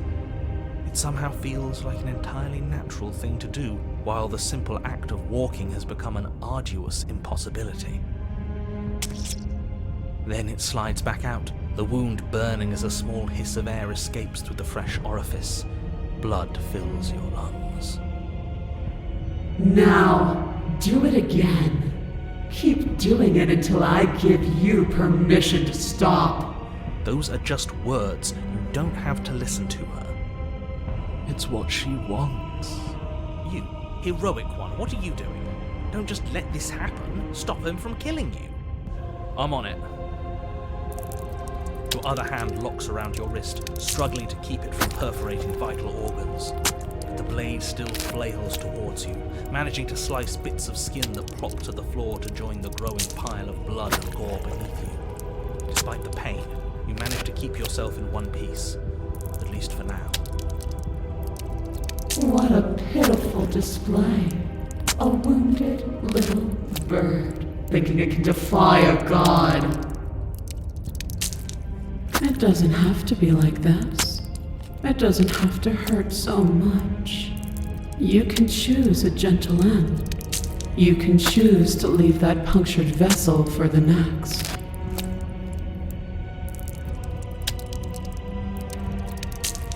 Or you can pathetically struggle against yourself until the floor of this temple is painted with the bloody impressions of your futility. You continue to approach the princess, even as the repeated gouges of your blade expose bone and muscle to the open air of the basement. You know, this would be a lot easier if you gave us a hand. My influence only goes so far, and I can only juggle so many things at once. The best I can do right now is to continue to drive you forward. Believe me, this whole ordeal would be so much easier if I didn't have to contend with free will. You're the one making things difficult. You're the one making us hurt. She doesn't want to hurt us. She's just doing what she has to do. Stop.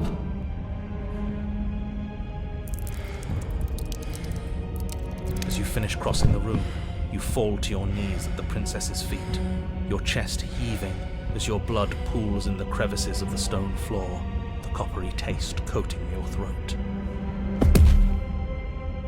The princess kneels down, lifting your chin with her finger as her face lowers to yours.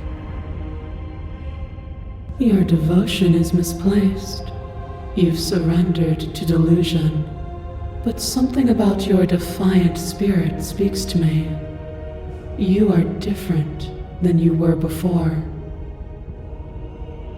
Perhaps, if you've learned your lesson, I can spare you from the release of death. That's a little demeaning, isn't it? Yes, how thoughtful of her. It's a mercy. Take it. I think he's given up whatever say he had at the start of all this. At least one of you is sane.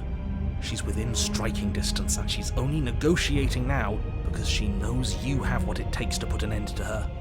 Seize the moment before it's too late. No!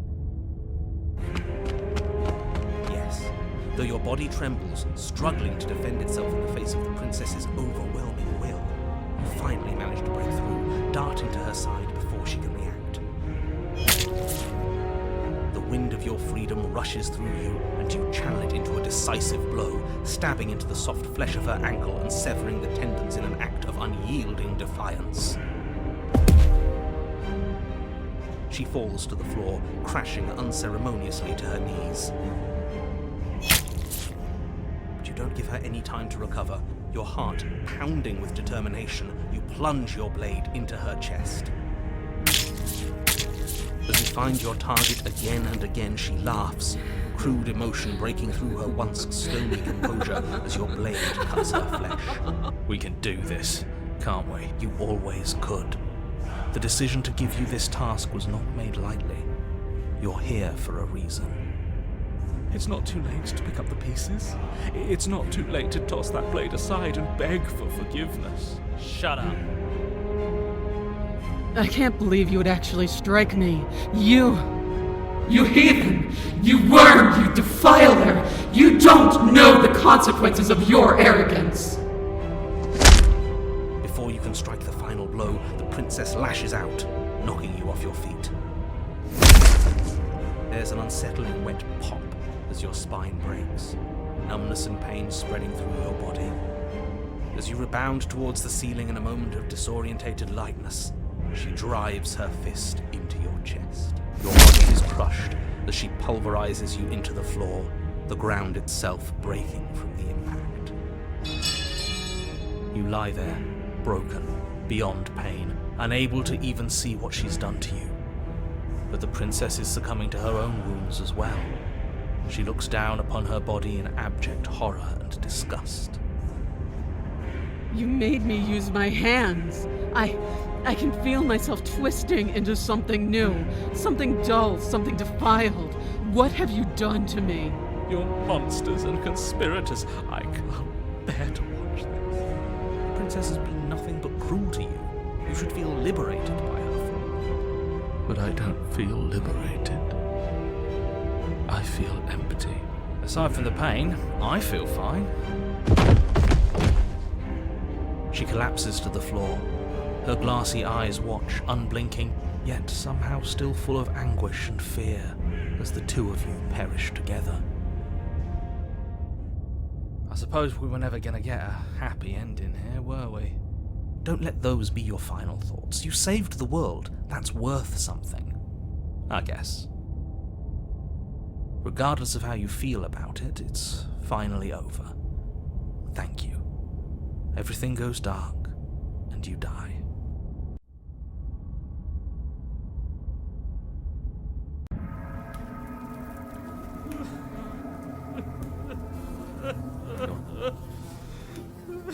I think he's upset.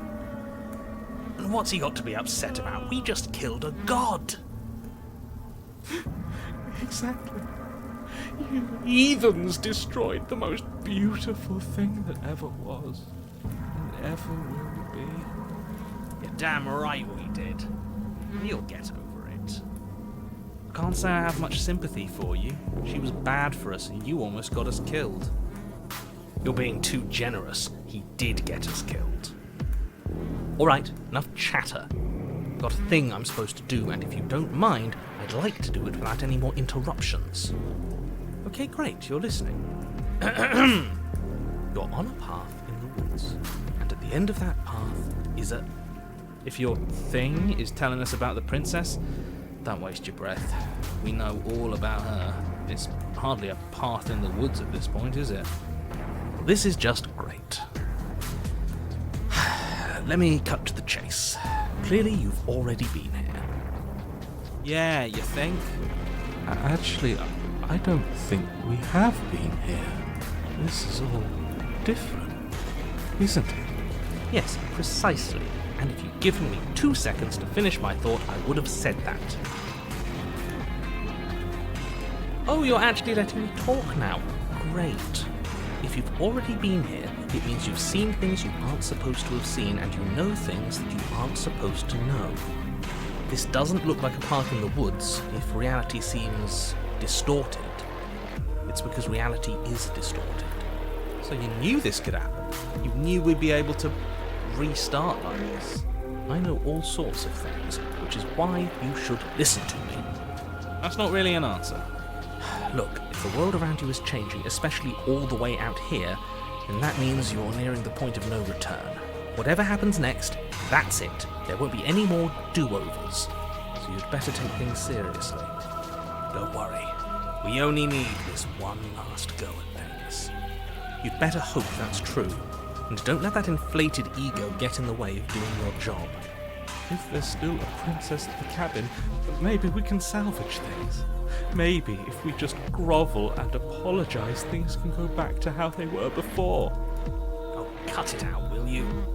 We need to be tough right now, and you're making it so much harder than it has to be, so stop whining.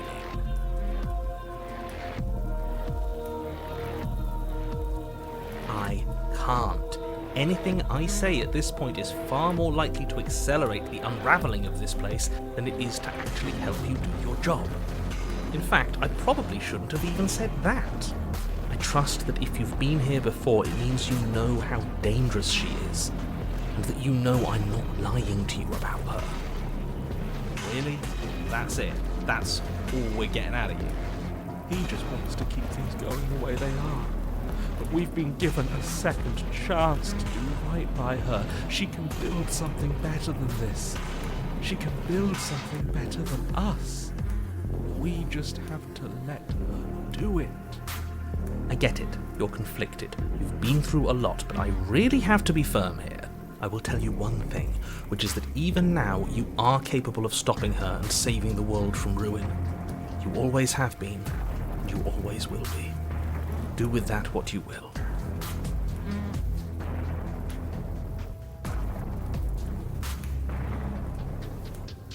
So what if I'm speaking my mind? It's not like I've ever really got to say anything. What a crock of shit. Yeah, you stabbed us last time, repeatedly. It didn't even work. It doesn't count. We died! If you didn't submit to her, for all we know, that wouldn't have happened. It's the punishment you all deserved for not listening to her. Aside from our sulking friend, I don't think you have much to worry about. You're still the one in charge here, and I don't think that's ever going to change. Second he tries something, I'll put a stop to it.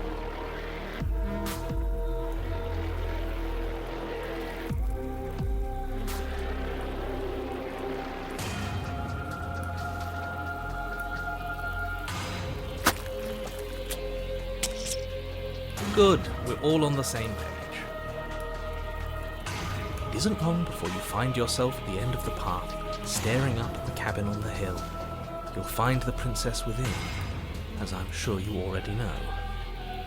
End her. That's it? No final words of advice?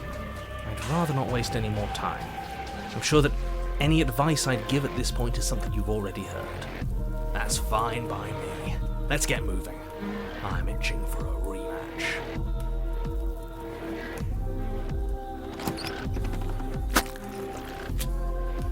The interior of the cabin is a place that feels long forgotten. There was once an elegance to its construction, carved marble columns holding a high arched roof, vaulted windows letting in the weak starlight. But that is how it was. Now there is a growth that has overtaken it. A viscous fluid seeps from cracks in the stone walls, and it congeals into chaotic streaks of writhing nerves and wet clumps of living meat. That's horrible. You did this. The only furniture of note is a pulsating pedestal, a pristine blade perched on its edge. The blade is your implement. You'll need it if you want to do this right.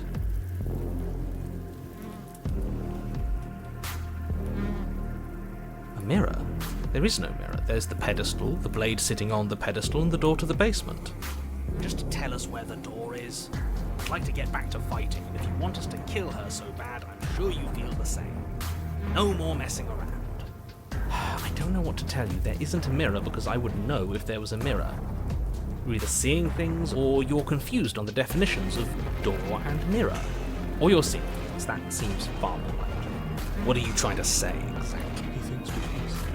That we're succumbing to madness, that something in us has broken. That's an unnecessarily melodramatic way to describe a hallucination, but sure. I'm not going to waste time arguing with any of you. It went away after we touched it last time. Let's just do it again. You take the blade from the pedestal. It would be difficult to slay the princess and save the world without a weapon. Good. Nothing feels better than gripping cold steel. You step forward and approach the door to the basement, hesitating before you open it. As if you don't see it. You really don't, do you? How strange. It really is just like last time. Are we really hallucinating? Why here? Why now?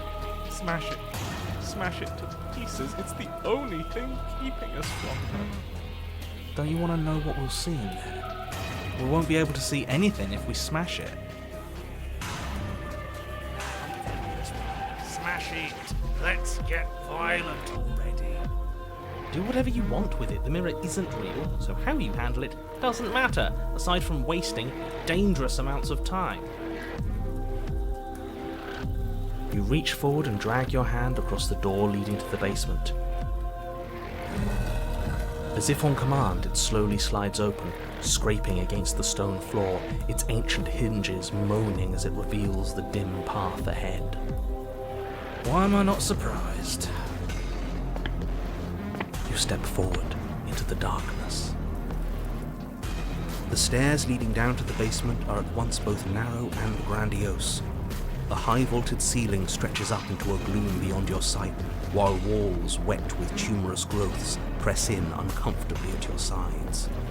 You feel both unprotected and trapped, at once exposed and claustrophobic. The air is thick, its odour an oppressive violence, the metallic scent of fresh blood twisting with the nauseating embers of charred remains. If the princess lives here, slaying her is probably doing her a favour. Her voice, a bellowing rage, roars up the stairs. Was severing the tendons of my ascension not enough for you? Was it not enough to rend my divine heart? Come, see the horrors you've wrought upon my flesh, and feel my hands set upon your throat. She's so Why? Why did you desecrate her? Why couldn't I stop you? You've got to stop thinking about her like that. It isn't doing anyone any good. She's not some untouchable god. She's an abomination. We're going to put an end to her once and for all. Our fault. If she's an abomination, then what does that make her? She was going to end the world last time.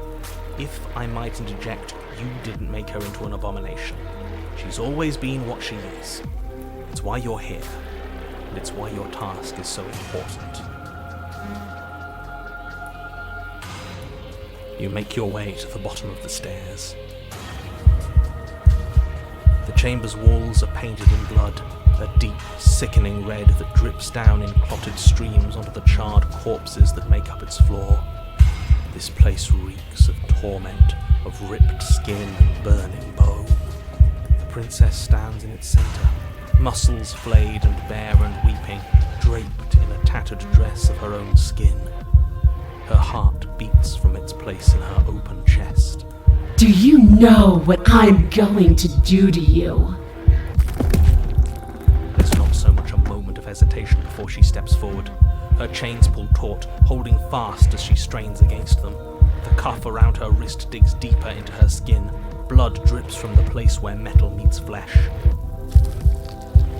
And then, with a nauseating sound, the skin tears. It plops to the ground, and she pulls her red, glistening arm free from her bindings.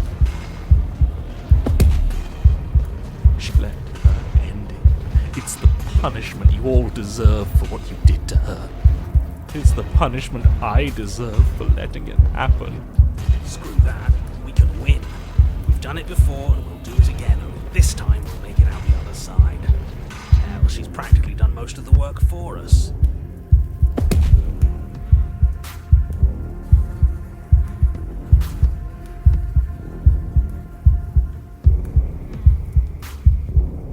The world hasn't wronged me the way you have. Maybe I'll get around to it eventually, though. Once I've had my fill of you. She bounds across the room, her fists ready, her heart set upon your destruction. Horrifying squelch. You are unwound. I hope you weren't planning on dying. We're going to make this last forever. Huh. I feel cold. I've never felt cold before.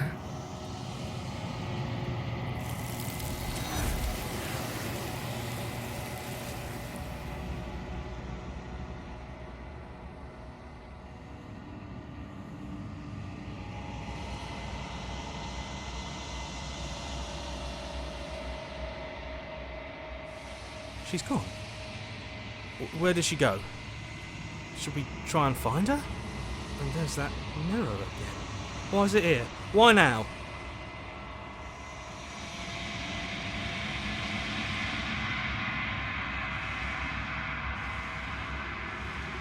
But it feels so bad. Like looking into it right now is going to be the end of everything. Screw the mirror. We just need to find the princess. I don't want to look at us.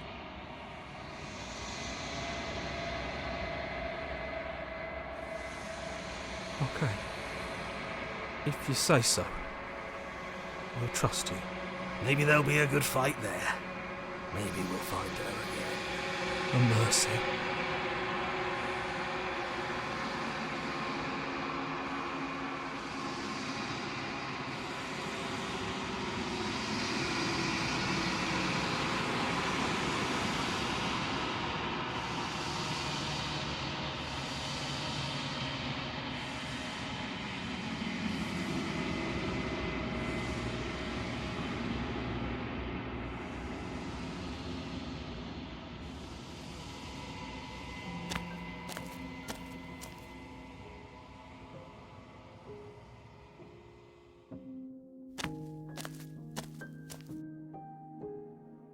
Flickering lights in empty cityscapes become pockets of vitality and movement.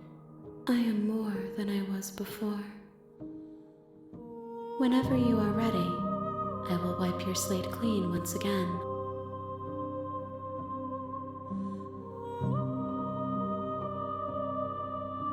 Is a child the same as an infant? I am an unbroken pattern, but every vessel gives fresh perspectives and carves new avenues of expression. I am different, but I am the same.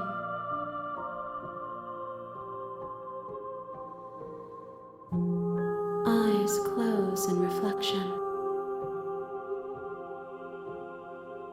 Perspectives meld together, and the breadth of my experience stretches to new corners. There are contradictions, conflicts in my nature, and there are familiarities that bind everything together. It feels correct. This is what I need to be. This is the only path forward.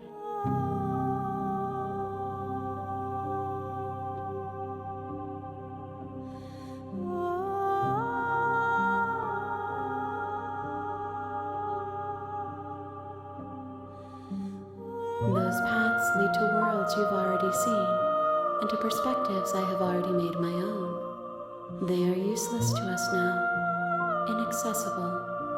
The only paths of value are those that are yet untread.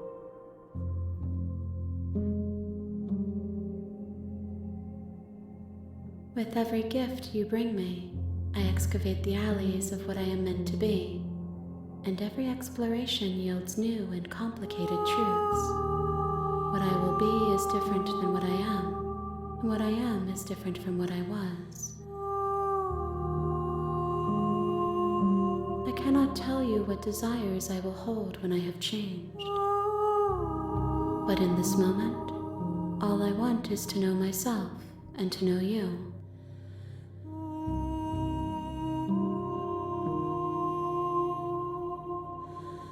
Why wouldn't I be kind to you? You are the only thing I know that isn't me.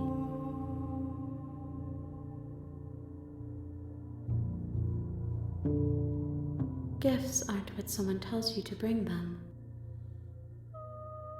Do not worry. There are no wrong answers, and every perspective illuminates my shadows and shares new secrets.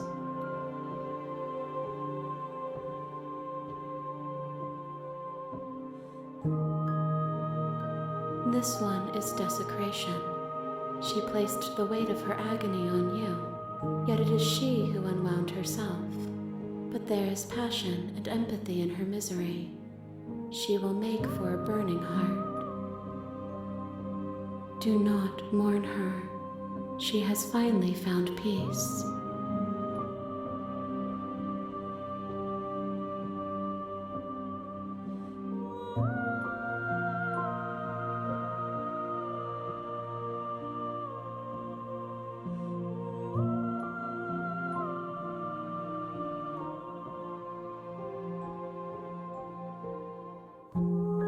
The vessels are a weave of emotion at odds with themselves, but they are only perspectives. They are not me. The wounds they've suffered carve texture around my heart. Without them, I would be as I was before. I would be alone and without sensation. I could not feel the joy of having you by my side, for I would not know your absence.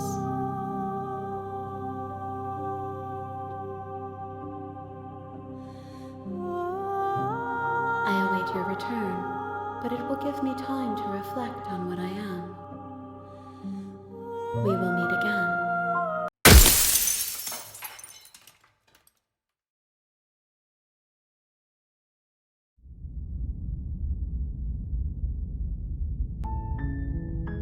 You're on a path in the woods, and at the end of that path is a cabin. And in the basement of that cabin is a princess.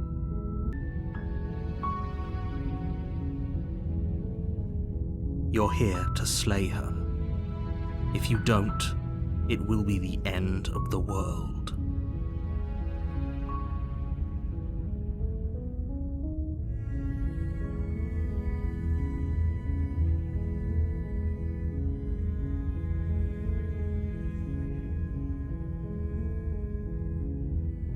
Unfortunately, you're the only one who can pull this off. I don't make the rules. I wish I did, but I don't.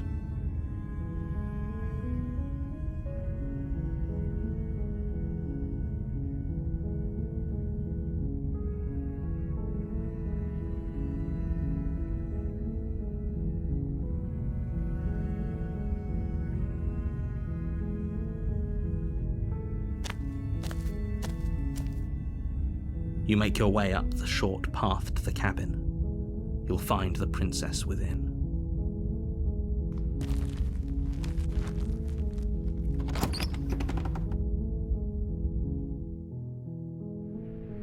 The interior of the cabin is almost entirely bare.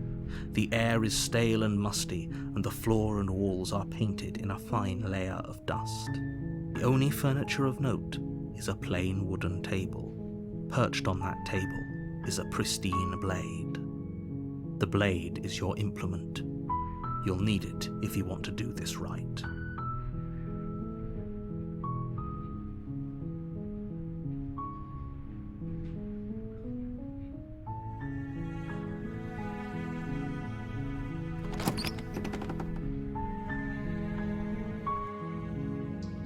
The door to the basement creaks open, revealing a staircase faintly illuminated by an unseen light in the room below.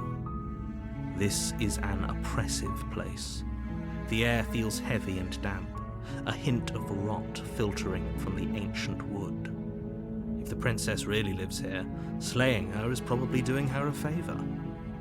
Her voice softly carries up the stairs. Hello? Is someone there? It's hypnotizing. It's the kind of voice you only have to hear once to remember it for the rest of your life. Don't let it fool you. It's all part of the manipulation. You're playing a dangerous game by coming here unarmed.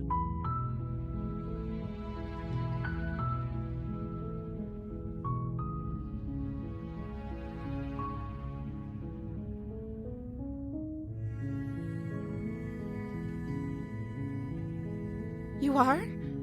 It's been so long since anyone's come down here. I was starting to think they'd forgotten about me.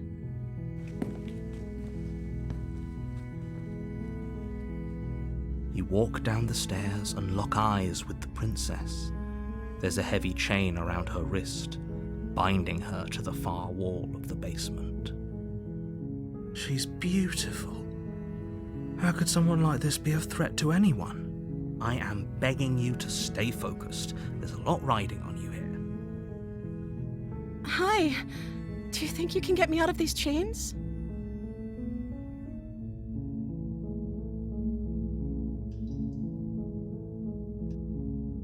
Okay.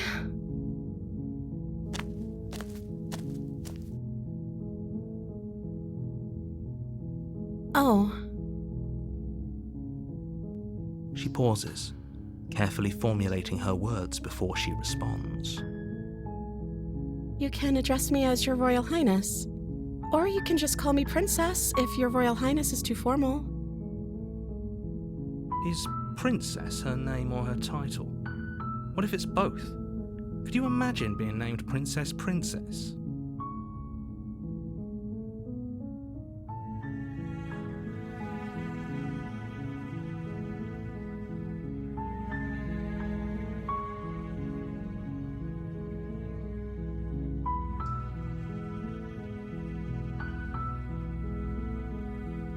Like I said, you can call me Princess if you'd like.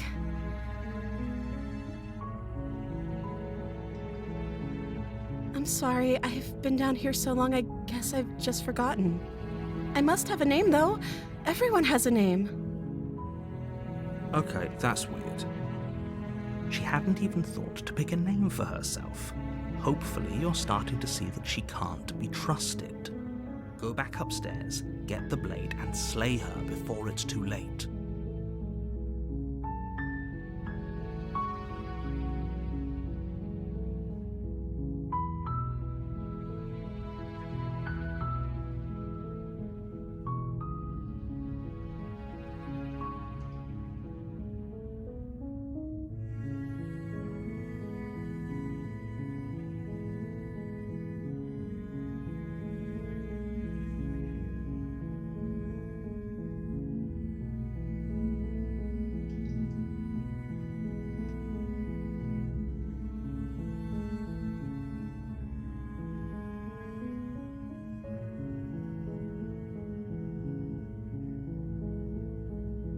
I don't see what that has to do with anything.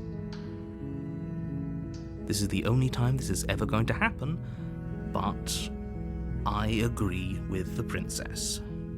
That's hardly relevant. Okay, but actually, what has she been eating? She has to eat, right?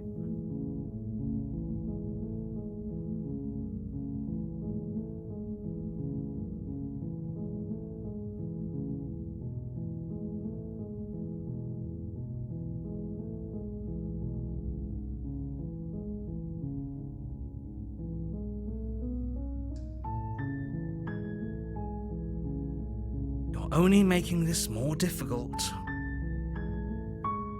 Thank you, and you won't. I promise.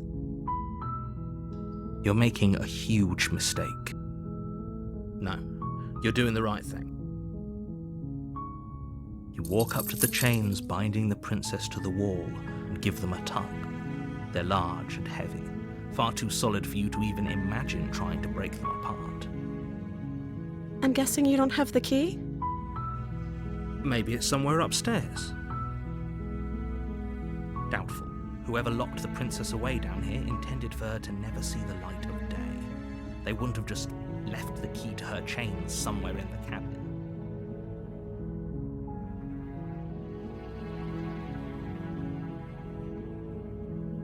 Maybe there's some way to break the chains?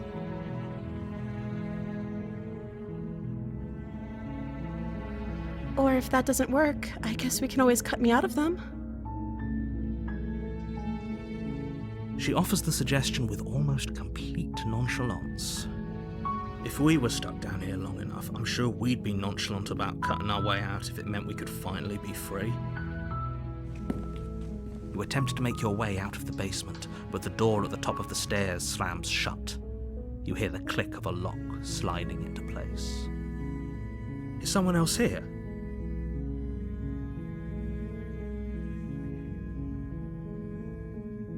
You try the door, but it's locked from the outside.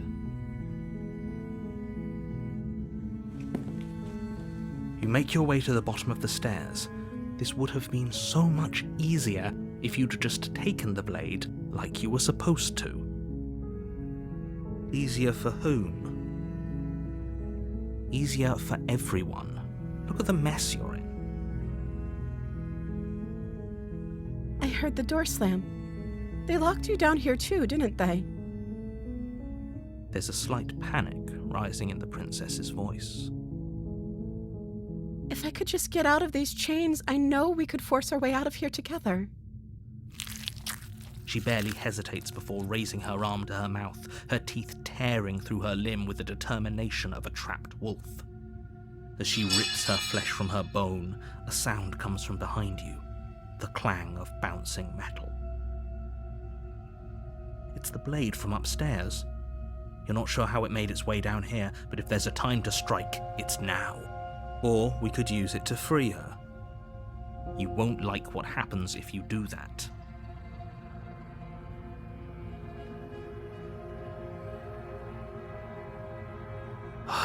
Fine. A against your better judgment, you place the blade against the ragged, self-inflicted wound on the princess's arm, just above the unyielding chain binding her to this place. You cut into her flesh. The blade is sharp, and it takes little effort to crack through the bone of her arm. Her limb falls to the ground, and the heavy chains follow suit. She didn't so much as utter a sound through the whole ordeal. No, she didn't. She smiles softly as her gaze meets yours, blood from her wounded arm dripping rhythmically to the ground. How is she still smiling after everything? It's like she isn't even bothered by what just happened. Thank you. Now let's get out of here. No, we won't have any of that. The stakes as the princess... Wait, this isn't fair. You can't just watch me. What are you doing?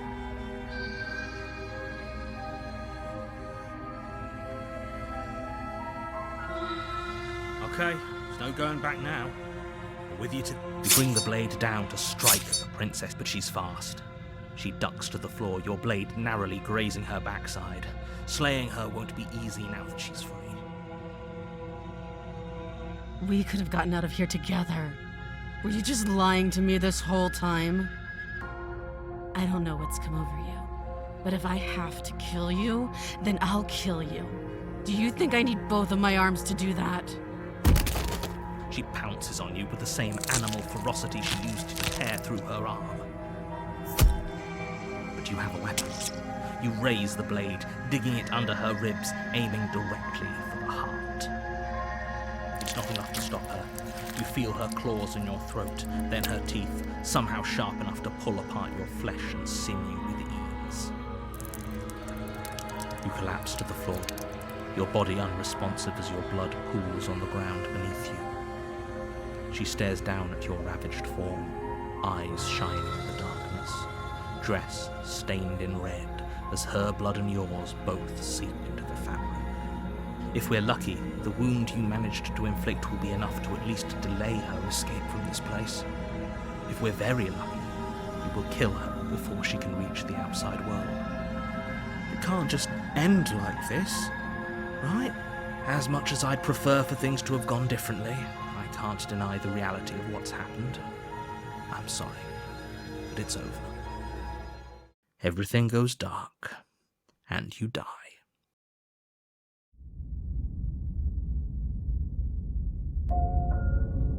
You're on a path in the woods, and at the end of that path is a cabin. And in the basement of that cabin is a princess.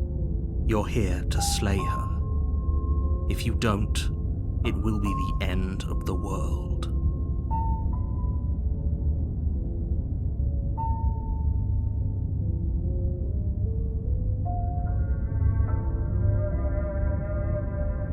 Again? If he doesn't remember what happened, then maybe it's best to keep it that way. Brilliant. We need to keep our cards close to our chest, and I'm not sure we can trust him. You know I can hear you, right? It's going to be a lot harder than you think to keep secrets from me. Did I say I'm not sure we can trust him? Slip of the tongue, bit of the old brain fog. I meant to say that we should probably head over to the cabin and slay that princess.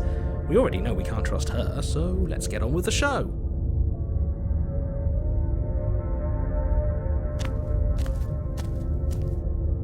A warning. Before she will lie, she will cheat. Don't worry. You can trust us to get the job done.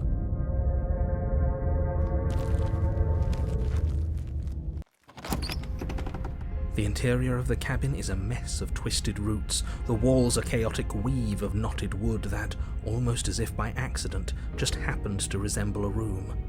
The floor is damp and earthy, and the only furniture of note is a slab of mud in the shape of a shelf, with a pristine blade perched on its edge. The blade is your implement. You'll need it if you want to do this right.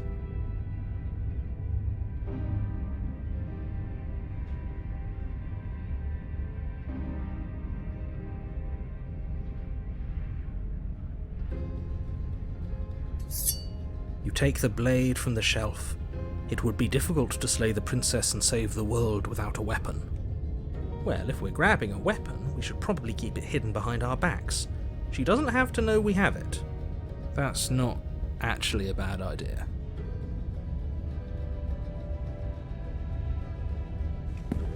You walk up to the wall next to the basement door. It's a wall. There isn't much to... What are you talking about? This isn't a wall. It's a mirror. Or at least it'll be a mirror once we wipe off that layer of grime. You reach forward and rub your hand against the cabin wall. I hope you know how ridiculous you look right now.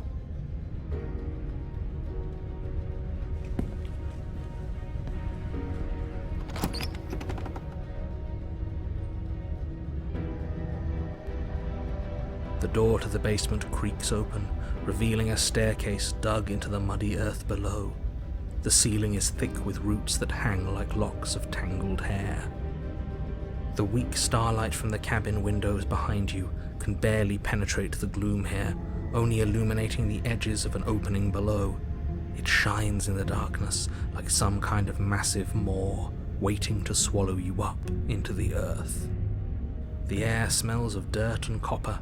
It's thick and wet, as if your lungs are being coated in mud with each intake of breath. If the princess lives here, slaying her would probably be doing her a favor. Her voice skitters up from below.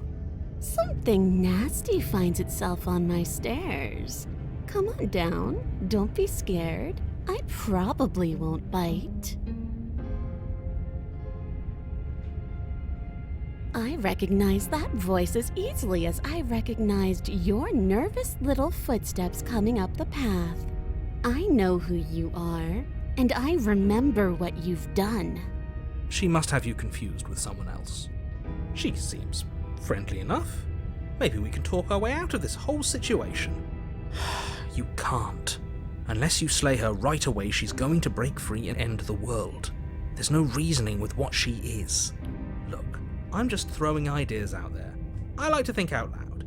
I'm the kind of guy who likes a discussion.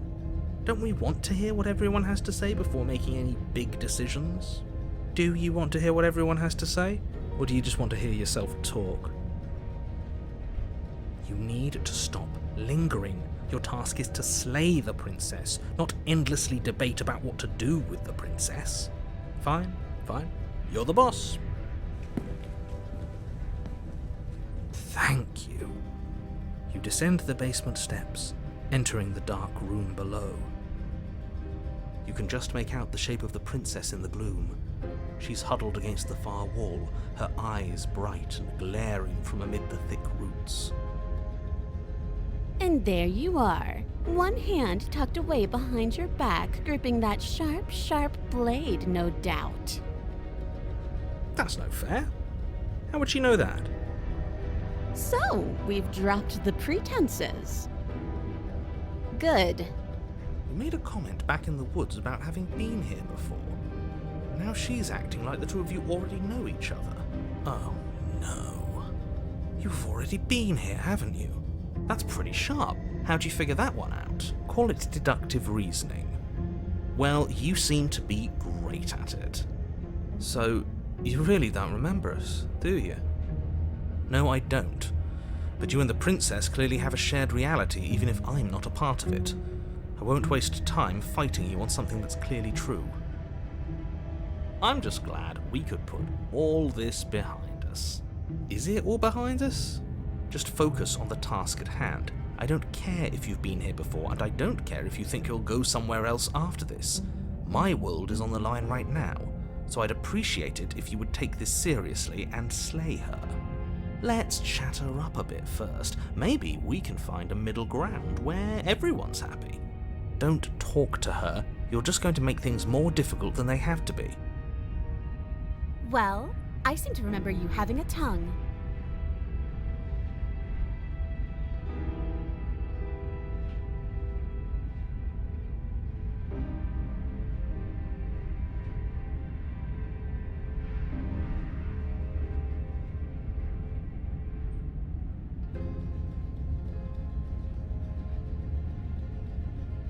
Is that a joke? Do you think a joke will charm my trust back?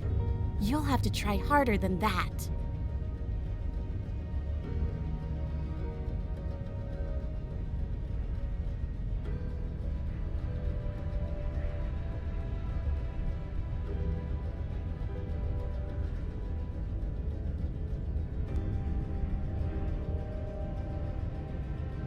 Oh, of course. They're nothing to me. The princess grins as the chains fall from her wrist. She could have gotten out of those the whole time. That sneaky little... A woman after my own heart, really. She knows how to hold her cards close to her chest. This is why she can't just be abandoned here. If left to her own devices, she'll find a way out. Now stop her.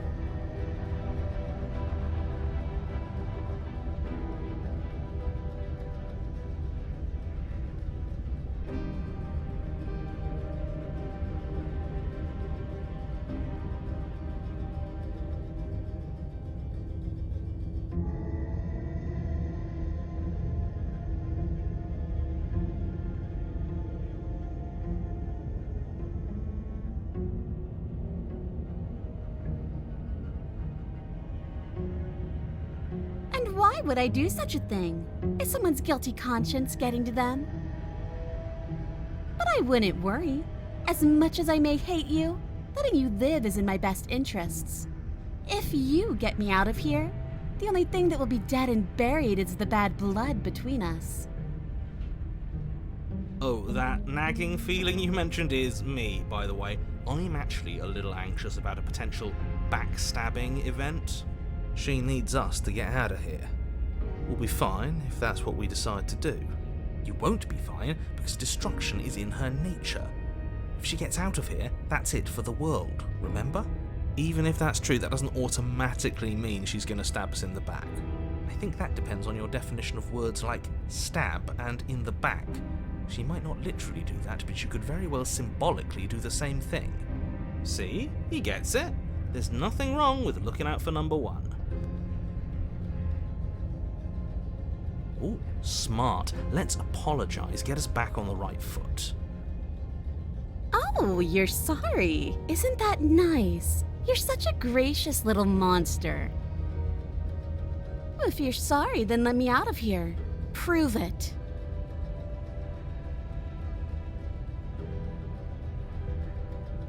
I suppose you didn't come into my hovel of your own accord, did you? All right. I suppose I could team up. I need a way out after all, and unfortunately, you're the only one I have. Seems to me like she's offering a mutually beneficial arrangement. We should take it. Do you know what the word mutually means? Because it sounds to me like she's offering an arrangement that benefits her and her alone.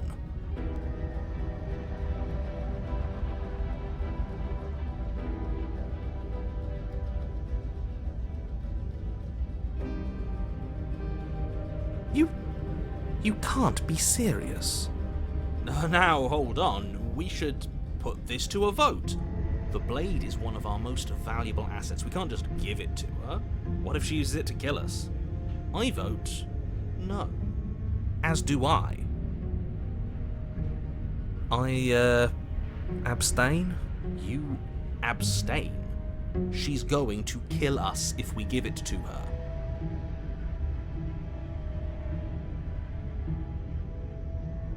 You're going to get everyone killed, you know that, right?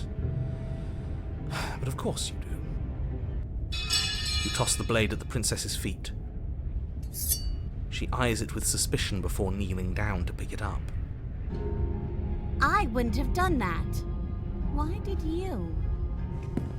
She creeps forward, taking one cautious step at a time until you and she are face to face. What do you think happens now?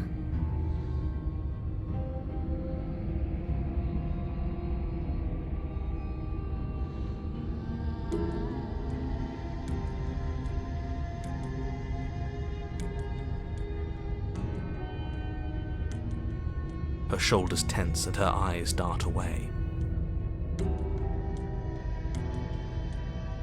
This is another trick. You're trying to sow doubt, but it's not going to work on me. and then she buries the blade in your heart. What? No, come on, that's not right. I told you! Glee dances across her face as you fall to the ground. I did it! I got you! You... The princess seems to tremble, her smile fading quickly, replaced with concern. Her nervous eyes brim with tears. Why? Why did you let me do this? But you don't have the strength to respond, nor do you have the time. Everything goes dark, and you die.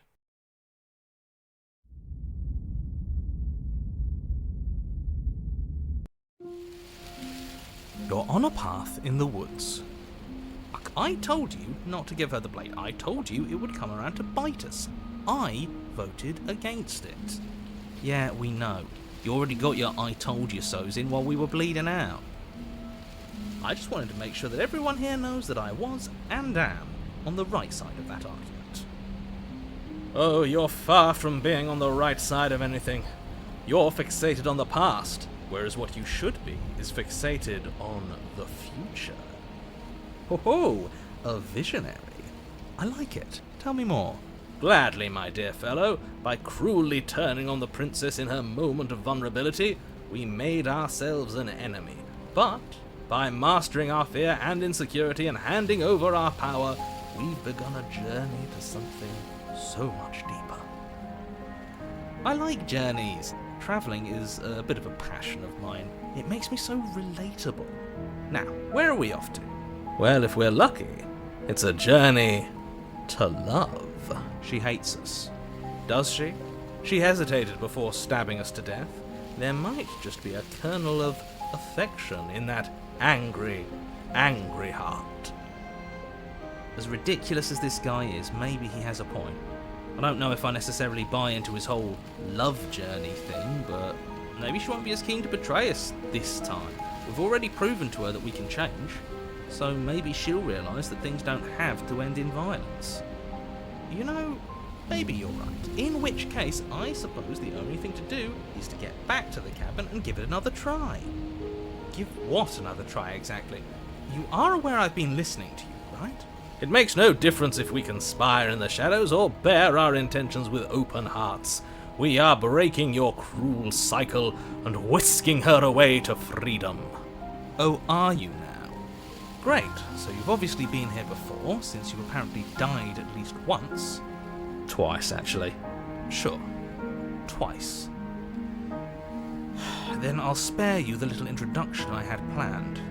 You already know about the princess, and clearly you already know that she's dangerous. So don't muck this up. It's bad enough that this isn't your first time through. Wonderful.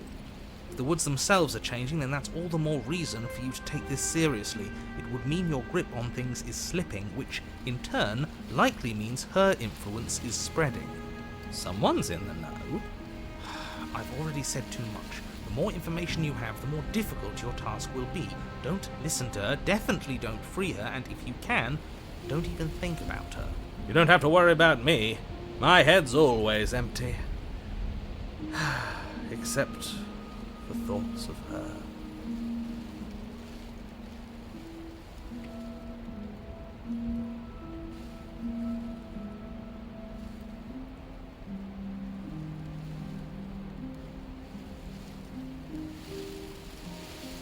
Yes, good. Playing both sides. That's what smart people do, and you're the smartest in the room.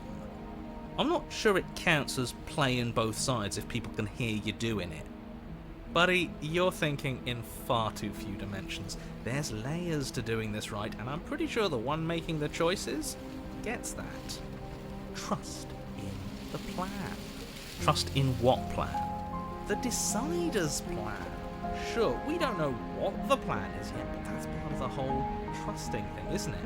A good leader knows how and when to keep things secret, and sometimes a good leader even knows to keep things secret from himself.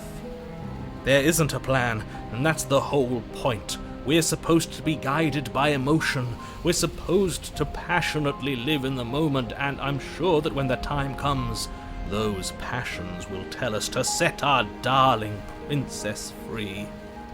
If I were you, I'd remember what she's done. You know how dangerous she is.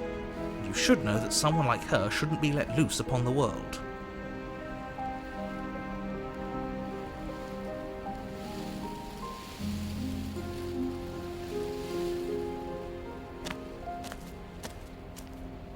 It isn't long before you find yourself at the base of the cabin. I think it's clear where everyone stands at this point. I don't know if I'd say everyone. You talking about me? I have a position. It's a good one too. Ignore him, he's just talking for talking's sake. My position is the only one that matters. The princess is a threat to you. She's a threat to me, and most importantly, she's a threat to the world. You know what you have to do.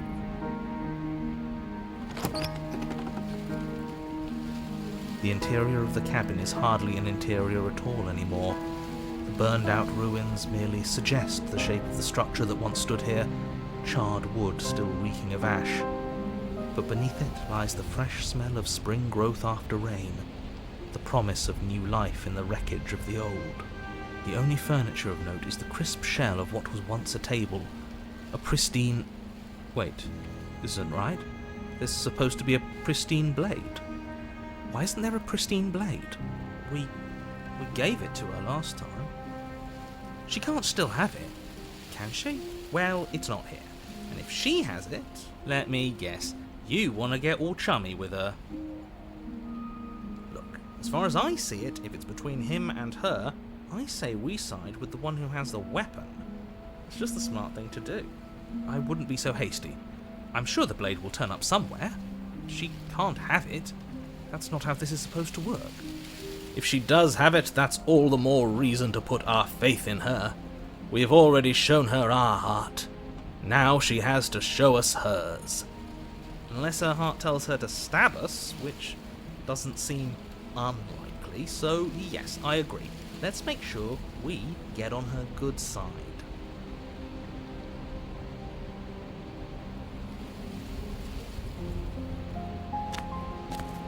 You step forward and approach the scorched entryway leading to the basement, hesitating before you begin the descent. You know what you have to do. Wipe away the grit from the mirror, and behold our handsome features. It went away when we touched it last time.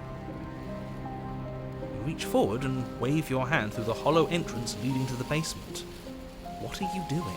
Alas, our fine features remain unseen.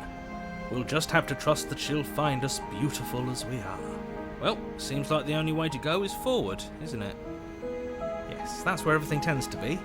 Let's just put on a good face and have our wits about us. You step through the frame of scorched wood and make your way into the darkness below. The stairs to the basement are covered in a fine layer of gritty ash. The air still feels warm, as if the fires that ruined this place had only recently been extinguished. Yet fresh shoots of thorny branches are already weaving themselves through the soot-covered earth of the walls around you. Their spines point courteously down towards the basement, so you're able to brush past their jagged points with ease. At least on the way down. But you don't need to think about the way back up just yet. That's a matter for after the world's been saved. These thorns are an expression of her pain. I know it. She's calling out for help. Her voice, worn down by pain and suspicion, hobbles up the stairs. I can't get away from you, can I? You betray me, I kill you, and you come back. You let me kill you, and you come back. I don't know why you let me do that. I don't know what you want from me. I think you know how this goes. I'm down here and I can't leave. So, come down and talk. It's not like I can stop you. You continue down the basement stairs, brushing past the smooth edges of thorns that grow more and more plentiful as you make your way forward. You step out into what was once a vast open cavern, now overrun by briars and prickles and thistles. The space thick with hostile vegetation. At the heart of it all, encased in a tight weave of vines, is the princess. her bloody, trembling hands clutching a pristine blade. Did you know this was going to happen to me? Are you here to watch me suffer? Are you here to laugh?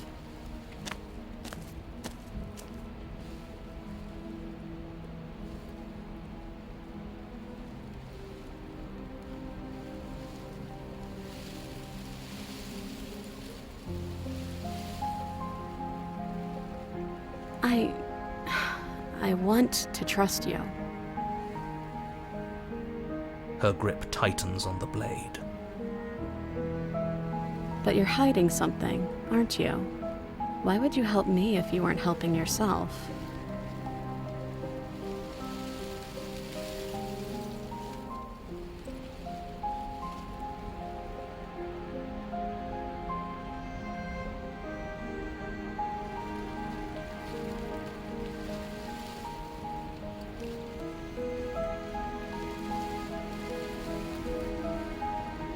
The princess clutches the blade closer to her chest.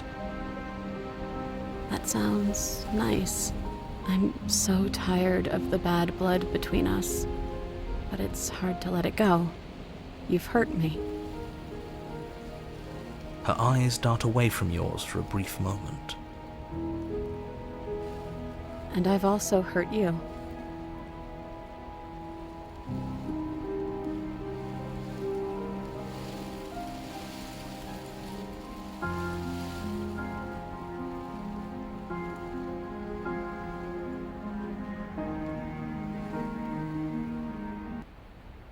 Do you really think you can just wash your hands of all of this? Do you really think you can just leave me here? This is even better than stabbing her. The same reward without any of that nasty effort. It's not even better. Putting off a choice. It's even more cruel, if you ask me. Leaving an incredible soul like hers to languish forever in pain and alone. How can we bear to live with the guilt? We'll live with it just fine. Besides, she'll get over it. That's what I'm afraid of. But as you approach the basement stairs, you make a grim realization. The thorns won't let you leave. We don't have any way to cut through them. Okay, new plan. We re-befriend the princess, get the blade, and all of us leave here together as friends. You can't leave without me, can you? Isn't that funny? Isn't that so funny? This is perfect, actually. Just you and me rotting down here forever, together. It's what we deserve after everything we've done. It's romantic, even. We got our beautiful ending after all, tragic as it may be. You know, just to make sure things are a little more permanent, I think I'm going to take this particular needle out of the picture. She wouldn't.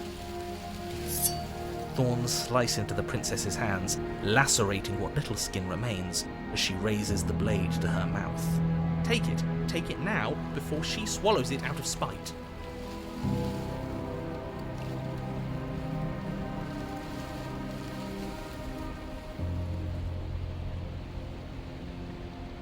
You stand in place among the thorns, inert, merely watching as the princess swallows your only way out of this place. She actually did it. Good for her. Such a decisive woman. But extremely not good for us. Blood trickles down the corner of her mouth, then flows from between her lips. She smiles. There. Isn't this just perfect?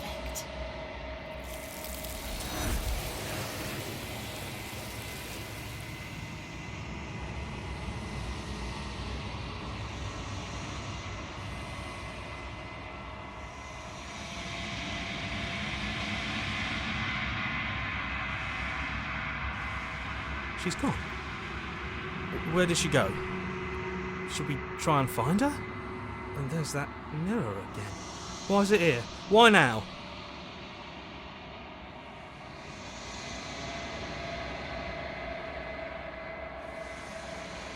But it feels so bad. Like looking into it right now is going to be the end of everything. Yes, I fear that we won't like what we'll see. What if we just sit here and preen for a while? That can't hurt, right? If they think it's bad, I'm with them.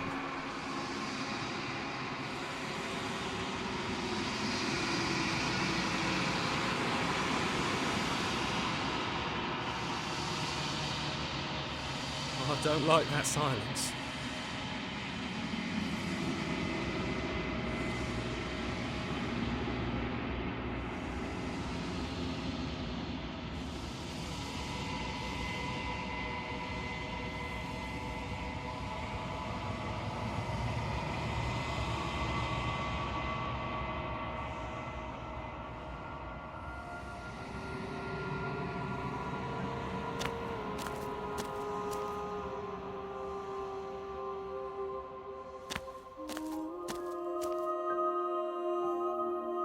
I am a growing chorus of contradiction, a mass of tides ebbing and flowing all at once in more directions than my attention can bear to hold.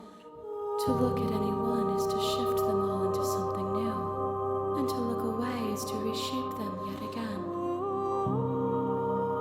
All of me is changing, and yet the rest of me is still the same.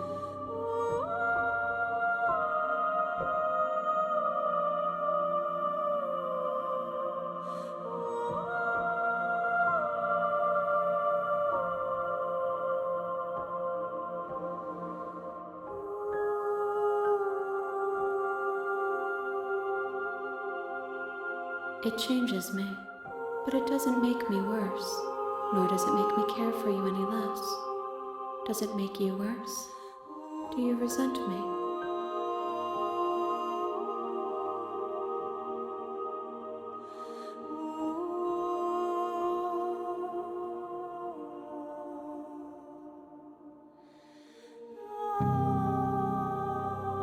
It says that your heart is gentle, that even in the darkness you are guided by compassion.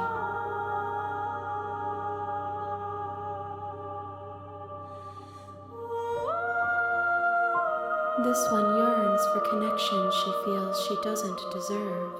Even when shown compassion, she hid herself away. She will make for a cautious heart. Do not mourn her. She isn't alone anymore.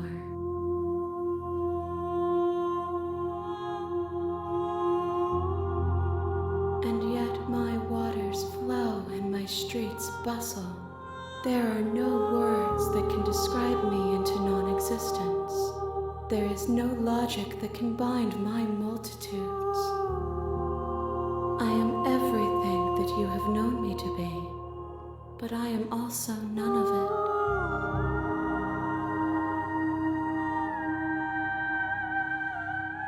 As easily as you can stand to be you, you are like me. Even if you have chosen not to look at the corners of you that do not fit, even if you have chosen to ignore the brilliant contours of your soul.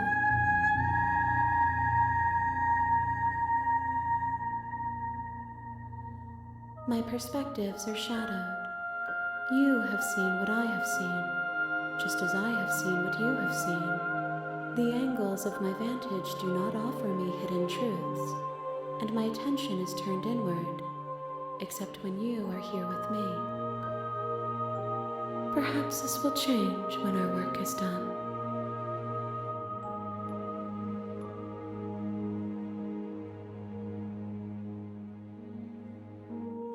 I care about your gifts, but I have no preferences.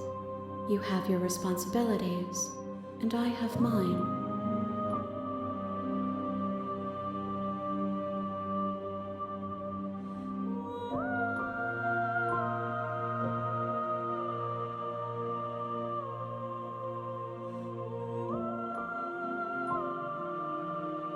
We will know when we near our destination.